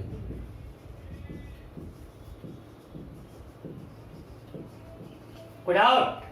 सो हमने आपको एक चीज दिखाया, स्टेबल अनस्टेबल आपको अभी टॉर्क से दिखाया था, रिस्टोरिंग टॉर्क आ रहा है कि नहीं आ रहा है. फिर मैं आपको एनर्जी से दिखा रहा हूं कि इस केस में एनर्जी मिनिमम है, सो इक्विलिब्रियम स्टेबल है. यहाँ एनर्जी मैक्सिमम, सो इक्विलिब्रियम अनस्टेबल है. क्लियर? इस पे क्वेश्चन कर लेता है.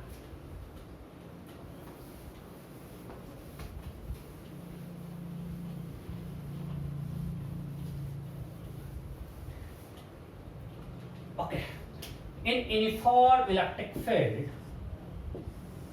we have a dipole having dipole moment P. We have a dipole having dipole moment P. ये यूनिफॉर्म इलेक्ट्रिक फील्ड है. डायपोल मोमेंट क्या है, P. उसमें हमने एक डायपोल को ऐसे छोड़ दिया. ये मेरा P वेक्टर है 53 डिग्री पे. ये ऑसिलेट करेगा, ये ऑसिलेट करेगा कि नहीं करेगा? अरे करेगा. हमने इसको इस पोजीशन से यहाँ पे छोड़ा है, रिस्टोरिंग प्रॉपर्टी है P cross E. Oscillate system नहीं करेगा, एंगल बहुत लार्ज है, ऑसिलेट करेगा. फिर से बैक आएगा. Then my question is find its omega when it forms angle 37 degree with electric field. इस पोजीशन में क्या हुआ, ए टू बी आया रिलेट, चलो मैं लिखता हूं, a dipole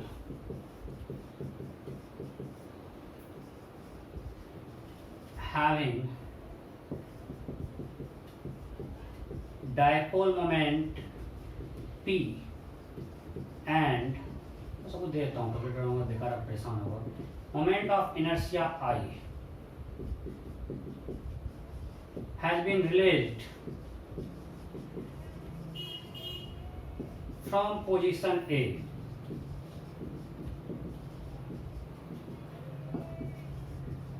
then find its omega angular velocity at position B, at position B। हमने यहां से रिलीज किया, यहां पे इसका एंगुलर वेलोसिटी क्या होगा, फटाफट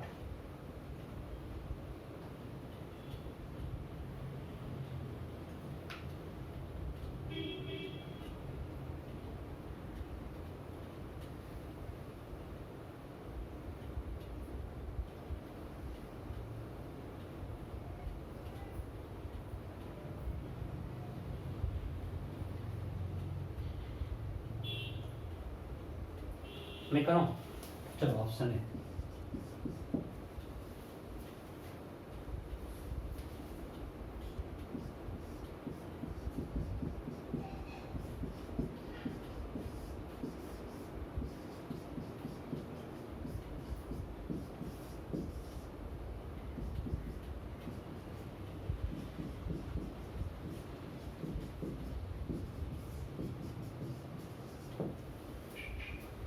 क्लियर।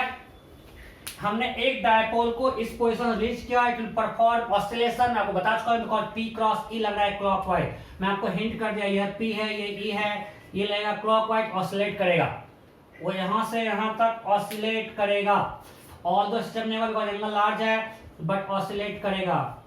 सो जब वो यहां से यहां पे आएगा तो इसका ओमेगा क्या होगा, ऑसिलेट करेगा। अरे जैसे इसको छोड़ दिया यहां से तो ये ऑसिलेट करेगा, मान लीजिए इस पेन को हमने यहां से छोड़ दिया तो ये ऑसिलेट करेगा, अगर कोई एयरेशन वगैरह नहीं हो तो यहाँ से रिलीज किए तो यहाँ पे ओमेगा निकालना है। इस रोटेशन करवा चुके हैं आपको,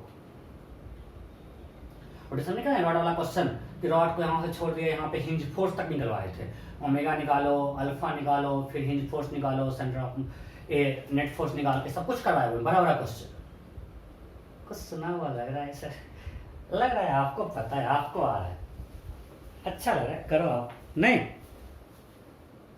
अरे तुम करो यार,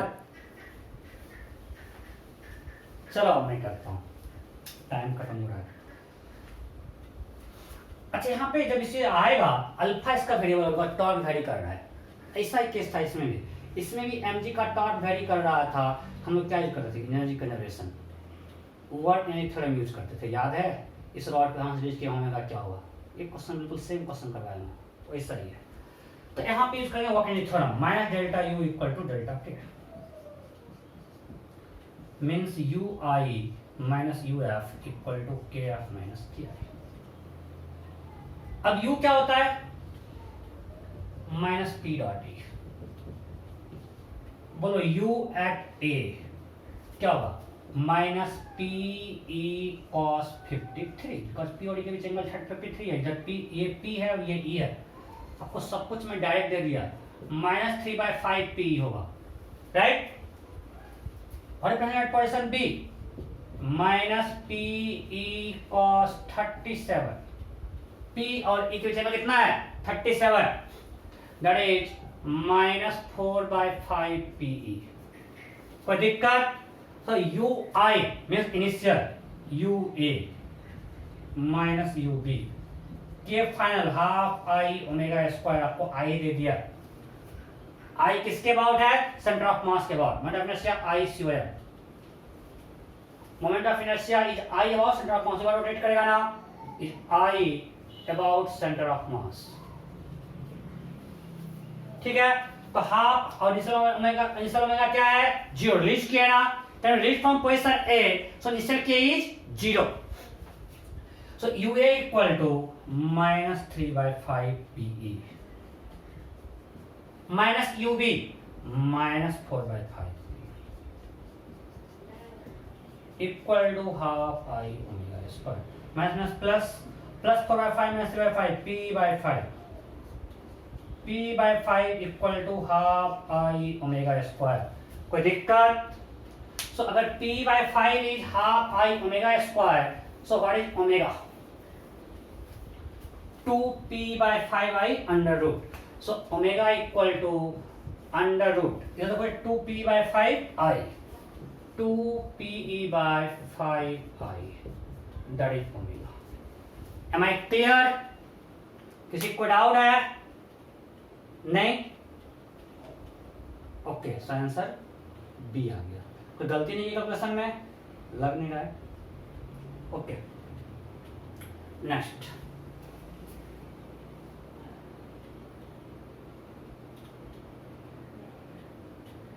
सही है क्वेश्चन, गलती नहीं देख लेना यार. मैं से बिल्कुल सही है. कैलकुलेशन में गाइड नहीं लिखा, अकेला करता हूँ, गलती हो ही सकती है ना. आप लोग तो बहुत गलती करते हैं, मैं क्यों नहीं कर सकता?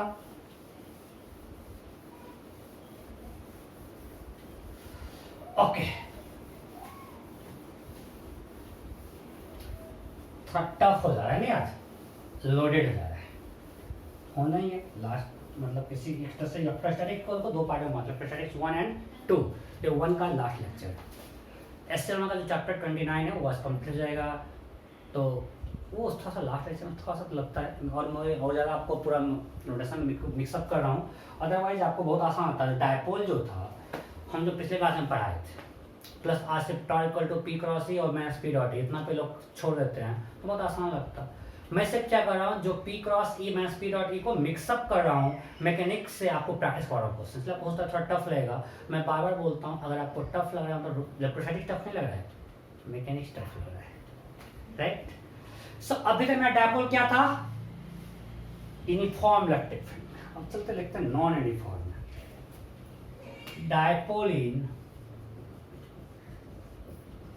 non-uniform electric field.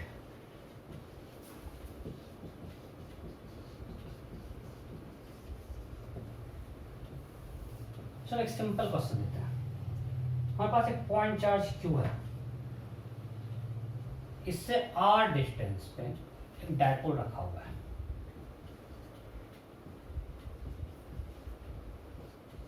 जिसका लेंथ है 2a.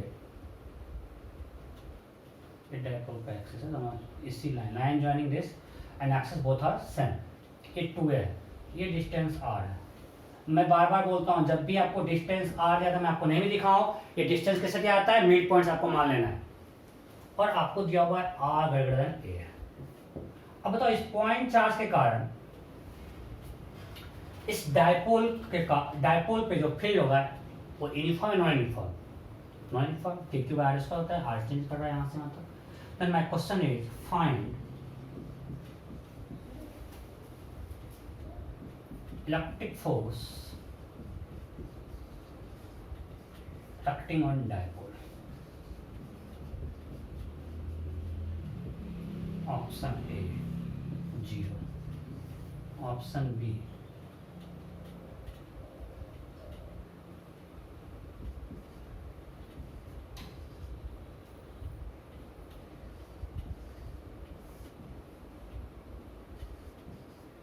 Option C.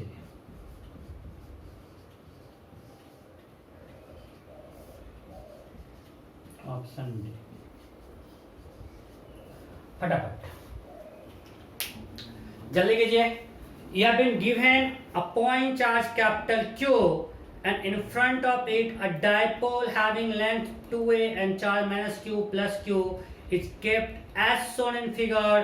Then find electric force acting on dipole due to point charge capital Q. उस कैपिटल Q के कारण कितना फोर्स लग रहा है? फटाफट.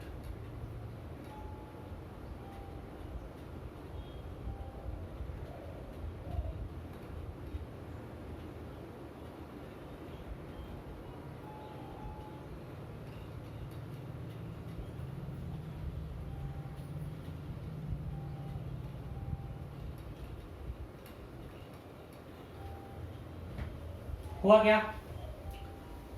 ओके, अब मैं करता हूं, ध्यान दीजिए एक बेसिक मेथड, इस पे ये भी फोर्स लगा, ये भी फोर्स लगाएगा। तो अगर ये r डिस्टेंस क्या होगा, ये डिस्टेंस पिछले क्लास में a माइनस एक्स दिया था, ये क्या होगा r माइनस ए, राइट। ये पूरा r है, ये a है, तो ये होगा r माइनस ए, और ये क्या होगा r प्लस ए।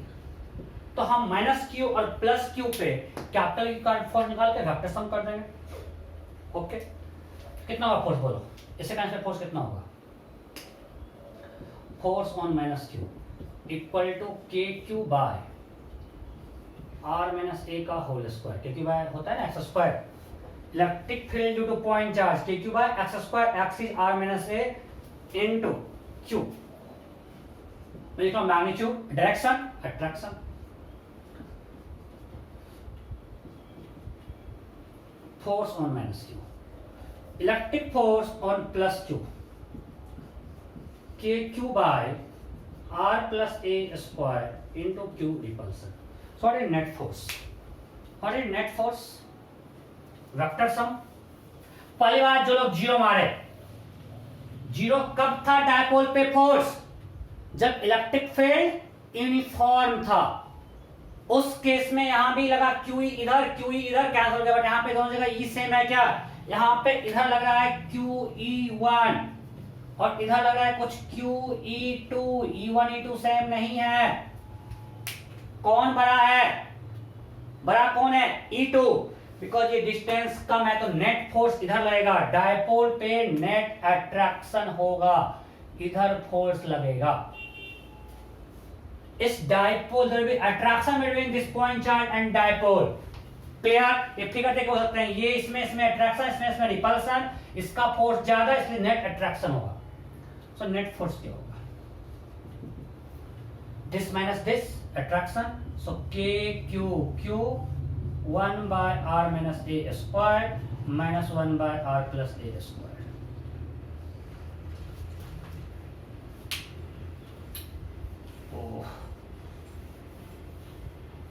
छोटा बोर्ड से परेशान। So net force is equal to K Q Q 1 by R minus A का whole square minus 1 by R plus A whole square in this direction, right. That is equal to K Q Q LCM R square minus A square whole square, R plus A का whole square minus R minus A का whole square, क्या आएगा 4RA, क्या है ना। अब हम ए को इग्नोर कर सकते हैं, तो मेरा रिजल्ट क्या आ गया, K Q Q 4K Q Q A by R Q, यही ना 4K Q Q R A था, यहां से अगर इसको इग्नोर कर दिए, ए लेस देन आर है, तो R square minus A square whole square is nearly equal to R4, तो एक आर कट जाएगा, जब जा आर क्यू। अब इतना करेंगे, टाइम लगा। अगर स्मार्ट मेथड अप्लाई, आंसर क्या आ गया, जो भी ऑप्शन था देख लेना। अब अगर हम देखें दूसरा मेथड जो आसानी से हो सकता है, हमको निकालना है डायपोल पे फोर्स क्या लगेगा पॉइंट चार्ज के कारण। अगर हम डायपोल का फोर्स इस पे निकाल लें, will be equal to it. So dipole के कारण यहां पे इलेक्ट्रिक फील्ड क्या होगा, electric field at point charge Q, यहां पे इलेक्ट्रिक फील्ड क्या होगा, ये पॉइंट मान लेते हैं कुछ A है। So electric field at point A due to dipole क्या होगा, 2kp/r3, 2k एक्सिस का पॉइंट है ना, फॉर्मूला क्या था 2kp/r3, 2k, p कितना है इसका, q into 2a by r3, that is equal to 4kqa by r3। Am I clear, 2 to 4kqa by r3। जब इस पॉइंट पे डायपोल का फील्ड निकल गया बाबू, तो force on q equal to q into e, so q into 4kqa by r3, one line solution. और dipole के कारण फील्ड क्या होता है, p के लॉन्ग P किधर है, उधर, मींस यहाँ पे इलेक्ट्रिक फील्ड इधर है due to dipole. Electric field due to dipole is in direction of P, पिछला से बताया था। सो इलेक्ट्रिक फील्ड इधर है, फोर्स लगा इधर QE, तो अगर Q पे लगा फोर्स इधर, तो इस पर थर्ड लॉ डायपोल पे फोर्स लगेगा इधर, because they are action reaction pair. Am I clear? कोई डाउट? सो अगर डायपोल ने फोर्स लगाया Q पे अपनी तरफ, तो उसके जस्ट अपोजिट डायरेक्शन में Q लगाएगा डायपोल पे। सिंपल था, हम इसको ये रिजल्ट यूज कर सकते हैं 2kP/r³ को, इतना कहीं जरूरत नहीं थी। so, हम बिल्कुल सेम टाइप, बिल्कुल सेम टाइप।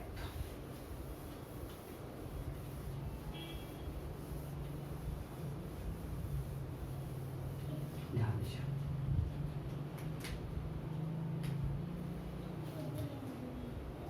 मानते हैं पॉइंट चार्ज ये है और डायपोल ऐसे रखा हुआ है।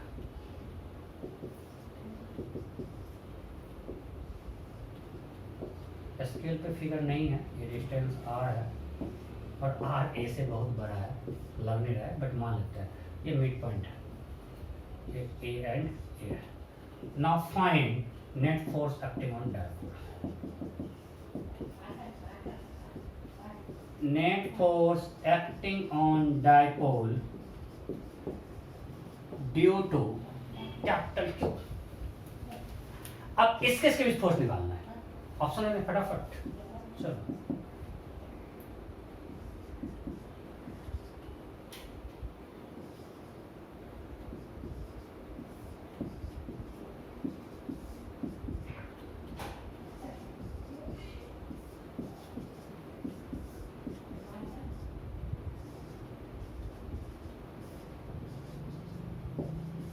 जल्दी करो, जल्दी जल्दी हो गया।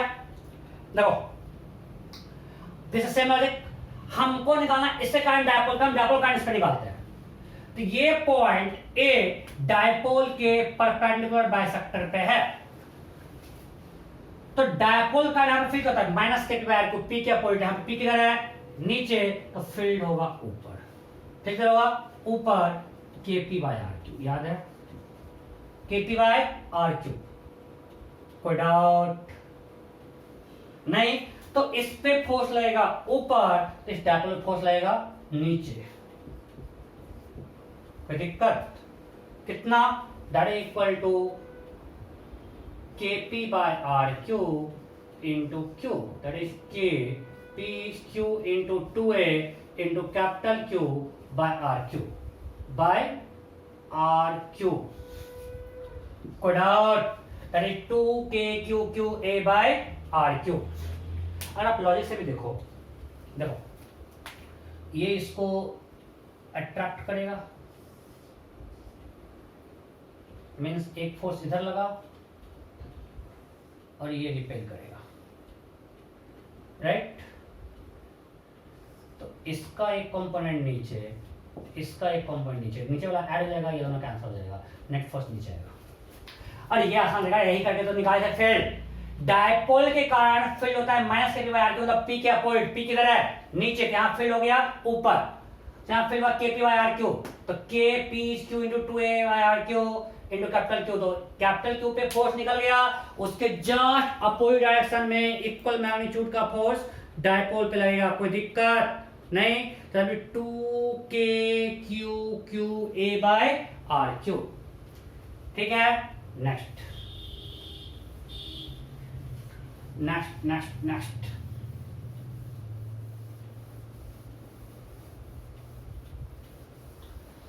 अब मानते हैं हमारे पास एक लॉन्ग रॉड है, टाइम बचा है क्या?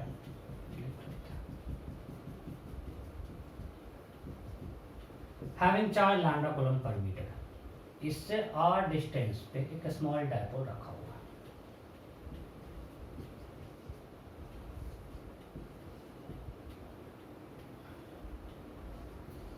और आपको दे दिया कि r से बहुत छोटा है, हमको इस पर फोर्स निकालना है। अब एक तो सिंपल मेथड है कि आप वहां पे E निकालो फिर करो, ठीक है, बट स्मॉल डायपोल में एक शॉर्टकट भी हम लोग अपना सकते हैं। कब? जब डायपोल स्मॉल होगा। कैसे? आपको मैं दिखा रहा हूं। ध्यान दीजिए, एक ऑब्जेक्ट वाले का डायपोल स्मॉल होगा, मैं आपको कंडीशन लिखा दूंगा। एक तरीका तो है, आप यहाँ पे E1 निकालो, E2 निकालो, नेट फोर्स होगा इधर Q into E1 minus E2, right, वो है, बट उसमें बहुत टाइम लगेगा। एक स्मॉल तरीका है, स्मॉल मेथड है, जब आपका R ग्रेटर देन A हो, क्या करेंगे देखो, यहाँ मानते हैं कुछ इलेक्ट्रिक फील्ड है E1, इधर फोर्स लगा Q इंटू E1, इधर फोर्स लगा Q into E2, so F net क्या आया, Q into E2 minus Q into E1, in this direction आएगा, वो पॉजिटिव डायरेक्शन में, it can be written as Q at ER plus DR। मान लीजिए distance R दिया हुआ है और ये लेंथ बहुत छोटा है, डायपोल का लेंथ बहुत छोटा, इसको हम DR मान सकते हैं ना, वेरी स्मॉल डायपोल। अगर डायपोल बहुत छोटा है R के साथ, इसको DR मान सकते हैं। तो यहाँ पे इलेक्ट्रिक फील्ड ये R है, ये DR है, length of dipole is DR, length of dipole DR। आपको बहुत सारा क्वेश्चन में डायपोल का लेंथ दिया नहीं रहता है, स्मॉल डायपोल लिखा रहता है, उससे हम निकाल, उसके लिए निकाल रहे हैं क्या होगा, आपको ये दिया नहीं रहेगा, 2a आपको नहीं दिया रहेगा, लिखा रहेगा small dipole kept at distance R, ठीक है, उसके लिए मैं डिराइव कर रहा हूं। So R plus DR minus QE at R, right, it can be written as QE। अच्छा बताओ d बाई डी आर क्या होता है, d बाई डी आर ये क्या होता है, इसको कहते हैं d, ये क्या है, ये d है कि नहीं है, small change E is d, चलो मैं इसको लिखता हूँ, this is Q into E R plus D R minus E at R, that is equal to Q into d, that is equal to Q d by dr, Q dr into d by dr, because d by dr क्या होता है, ये आप लोग differential में पढ़ते हो, E at r plus dr, d by dr क्या होता है, dr tends to 0, यही तो होता है, E r plus dr minus E at r by dr, यही तो होता है, तो हमने बस यही कर दिया। अब बताओ Q into dr क्या है, इसका dipole moment, so that is PD by dr। अब देखो यहाँ से डायरेक्शन में निकल सकता है, कैसे, यहाँ d by dr क्या है, नेगेटिव, तो अगर हमने इधर पॉजिटिव माना हुआ है, हमने इधर फोर्स माना हुआ था, अब यहाँ पे d by dr क्या है, नेगेटिव, बिकॉज उधर जाने पे E डिक्रीज कर रहा है, सो नेट फोर्स आ रहा है इन दिस डायरेक्शन, ये आना भी चाहिए। देखो कंफ्यूज नहीं होना है, अगर ऐसा केस दिया था आप आराम से यहाँ पे E निकाल के नेट फोर्स निकालते हो, लेकिन क्वेश्चन क्या जाता है, small dipole having dipole moment P is kept at distance R from line charge, ऐसा कुछ दिया हुआ है, आपको यहाँ पे डिस्टेंस 2a नहीं मालूम था, कहाँ इलेक्ट्रिक फील्ड नहीं निकाल सकते हो, हमको यूज करना है P into D by D are. अब ये कब यूज होगा, इसमें क्या क्या कंडीशन है, इसके कंडीशंस क्या हैं इसको यूज करने के लिए, condition 1, dipole should be small, first thing, second thing, dipole should be kept along electric field, dipole should be kept along electric field। अगर हमने ऐसा नहीं रखा along electric field, मान लिया हम कुछ ऐसा रखते डायपोल को, तब यहाँ पे R A D R ये होता है क्या, तो ये कुछ R होता, ये R प्लस D R होता, डायपोल ऐसा होता, उस केस में इसको अप्लाई नहीं कर पाते। हम जब डायपोल के अलोंग जा रहे हैं, यहाँ पे R है, यहाँ पे R प्लस D R, हम लोग सिंपली फोर्स डायरेक्शन अपोजिट हम लोग कर सकते हैं, बट इस केस में फोर्स लगता है यहाँ पे इधर, यहाँ पे इधर, वो नहीं कर पाते। तो ये फॉर्मूला कब अप्लीकेबल है, first dipole should be small and second dipole should be kept along electric field, then net force on dipole is P d by dr, d by dr negative से नेट फोर्स आ जाएगा, हमने vector दिया उधर, but ये negative होके net force आ जाएगा इधर, confuse नहीं करना है। यहाँ पे इलेक्ट्रिक फील्ड जाने पे ई डिक्रीज कर रहा है, so D by D R negative है, सो ये पूरा निगेटिव इन दिस डायरेक्शन, मतलब नेट फोर्स टुवर्ड्स मी हो जाएगा। क्लियर? सो आपको देखो इतना प्रूफ कहीं नहीं पूछने वाला है, आपको याद क्या रखना है, कंडीशन कि a small dipole kept along electric field in non-uniform electric field. If a small dipole, अगर यूनिफॉर्म का तब भी D by D are zero हो जाएगा तो नेट फोर्स जीरो हो जाएगा।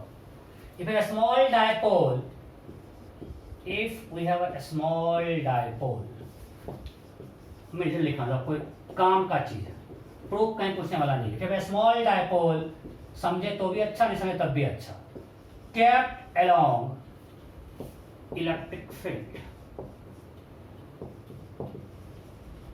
then electric force on this is P d by dr. जैसे इलेक्ट्रिक फोर्स अगर मॉड ले लेते हैं, ये रहेगा मैग्नीट्यूड और डायरेक्शन आप देख सकते हो। जैसे मैंने आपको जो क्वेश्चन दिया था उस केस में हमको फोर्स निकालना है। We have a long uniformly charged rod, an uniform dipole ऐसे दिया जाता है, एक डायपोल हमने यहाँ पे रख दिया at distance r. Then find electric force on this dipole. तो यहाँ पे E क्या होता है? E होता है 2k lambda by r, sorry d by dr minus 2k lambda by r square. अरे 1 by r का डिफरेंस क्या होगा? कोई दिक्कत? हाँ, ये r power minus 1 d by dr of 1 by r power minus 1 यही होगा ना, minus 1 by r square. So electric force क्या होगा? d by dr, so magnitude लिख रहे हैं, मैं समझ आता है 2k lambda by r square into p, ये हो गया मैग्नीट्यूड। और डायरेक्शन अगर p उधर है तो यहाँ पे माइनस q है और इधर कहीं प्लस q होगा तो नेट फोर्स इधर होगा। Am I clear? ठीक से देखो, हमने कुछ नहीं किया, बस E निकाला, उसका फिर डी वाई डी आर किया और हम वैल्यू पुट कर दिया। ठीक से देखो,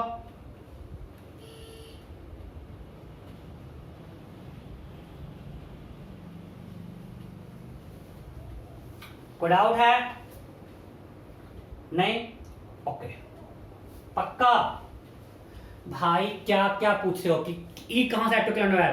अरे electric field due to long charge 2k lambda by R नहीं होता है क्या? लॉन्ग यूनिफॉर्मली चार्ज रॉड, कुछ भी पूछोगे क्या कि ये कहां से ले आए?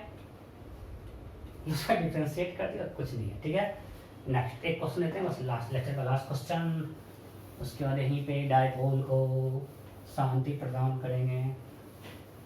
डायपोल भी परेशान, आप लोग भी परेशान, मैं तो बिल्कुल नहीं परेशान। बाबू, we have a uniformly charged ring of radius 10 centimeter. A dipole, a small dipole is kept at distance 5√2 centimeter. Is kept at 5√2 centimeter. ठीक है,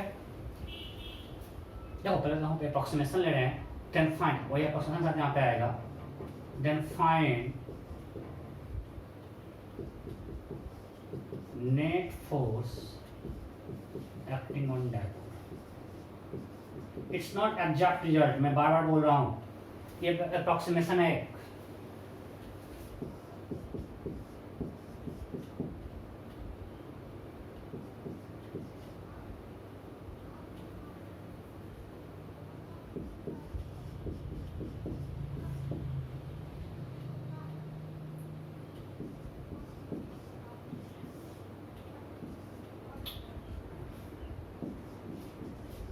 So, again I am telling its approximation of an uniformly charged ring.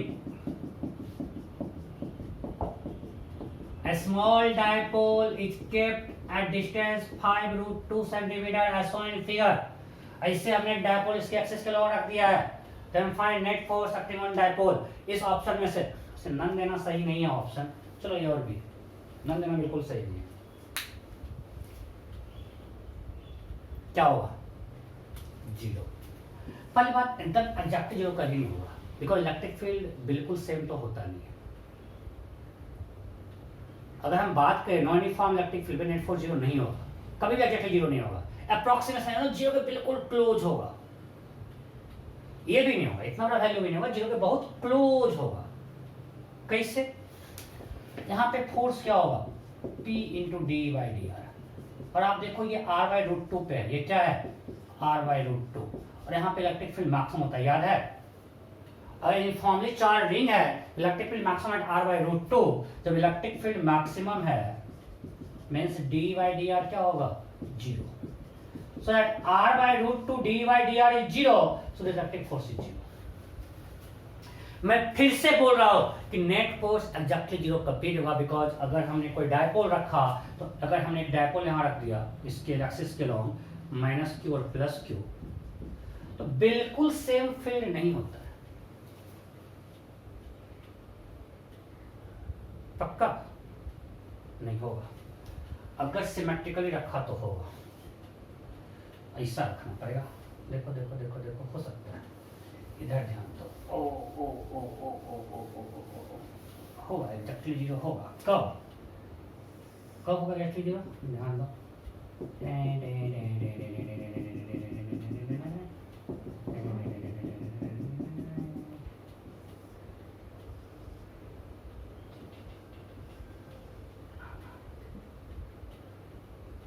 ये है 5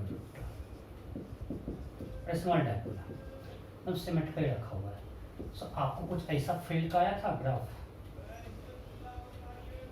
सो ये maximum है यहाँ, और यहाँ field का मैग्नीट्यूड अगर सेम है, सो यहाँ फील्ड क्या हो गया, सेम, तो इस पे फोर्स इधर लगा, ये माइनस है और ये प्लस है, सो यहाँ लगा फोर्स इधर क्यूई, इधर लगा क्यूई, नेट क्या हो गया, जीरो। ये सीमेंट का रखा हुआ है,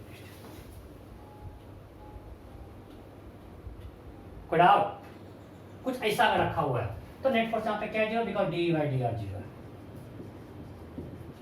ये ग्राफ सिमेट्रिक था क्या, देखना सिमेट्रिक होता है कि नहीं ग्राफ, देख लेना। मैं उस देखना पड़ेगा ग्राफ सिमेट्रिक है, आपको देख लेना। मेरा पॉइंट ये है कि जब हम R बाई रूट टू पे रखे, स्मॉल डायपोल पे फोर्स क्या होता है, force on small dipole is P D by D are at R by root 2, at R equal to R by root 2 d by dr equal to 0, so force on the small dipole will be nearly 0. Clear? Okay? कोई doubt नहीं? सो हमने dipole complete कर लिया, ठीक। So next class हम लोग क्या start करेंगे, इलेक्ट्रिक फ्लक्स, और फिर जाएंगे हम लोग गॉस लॉ पे। अब मैकेनिक्स बहुत ज़्यादा यूज नहीं करेंगे, हमने आज मैकेनिक्स बहुत ज़्यादा यूज किया, मुझे पता है आप लोग परेशान हो गए, बट नेक्स्ट क्लास में थोड़ा यूज होगा, ठीक है। Okay, bye bye.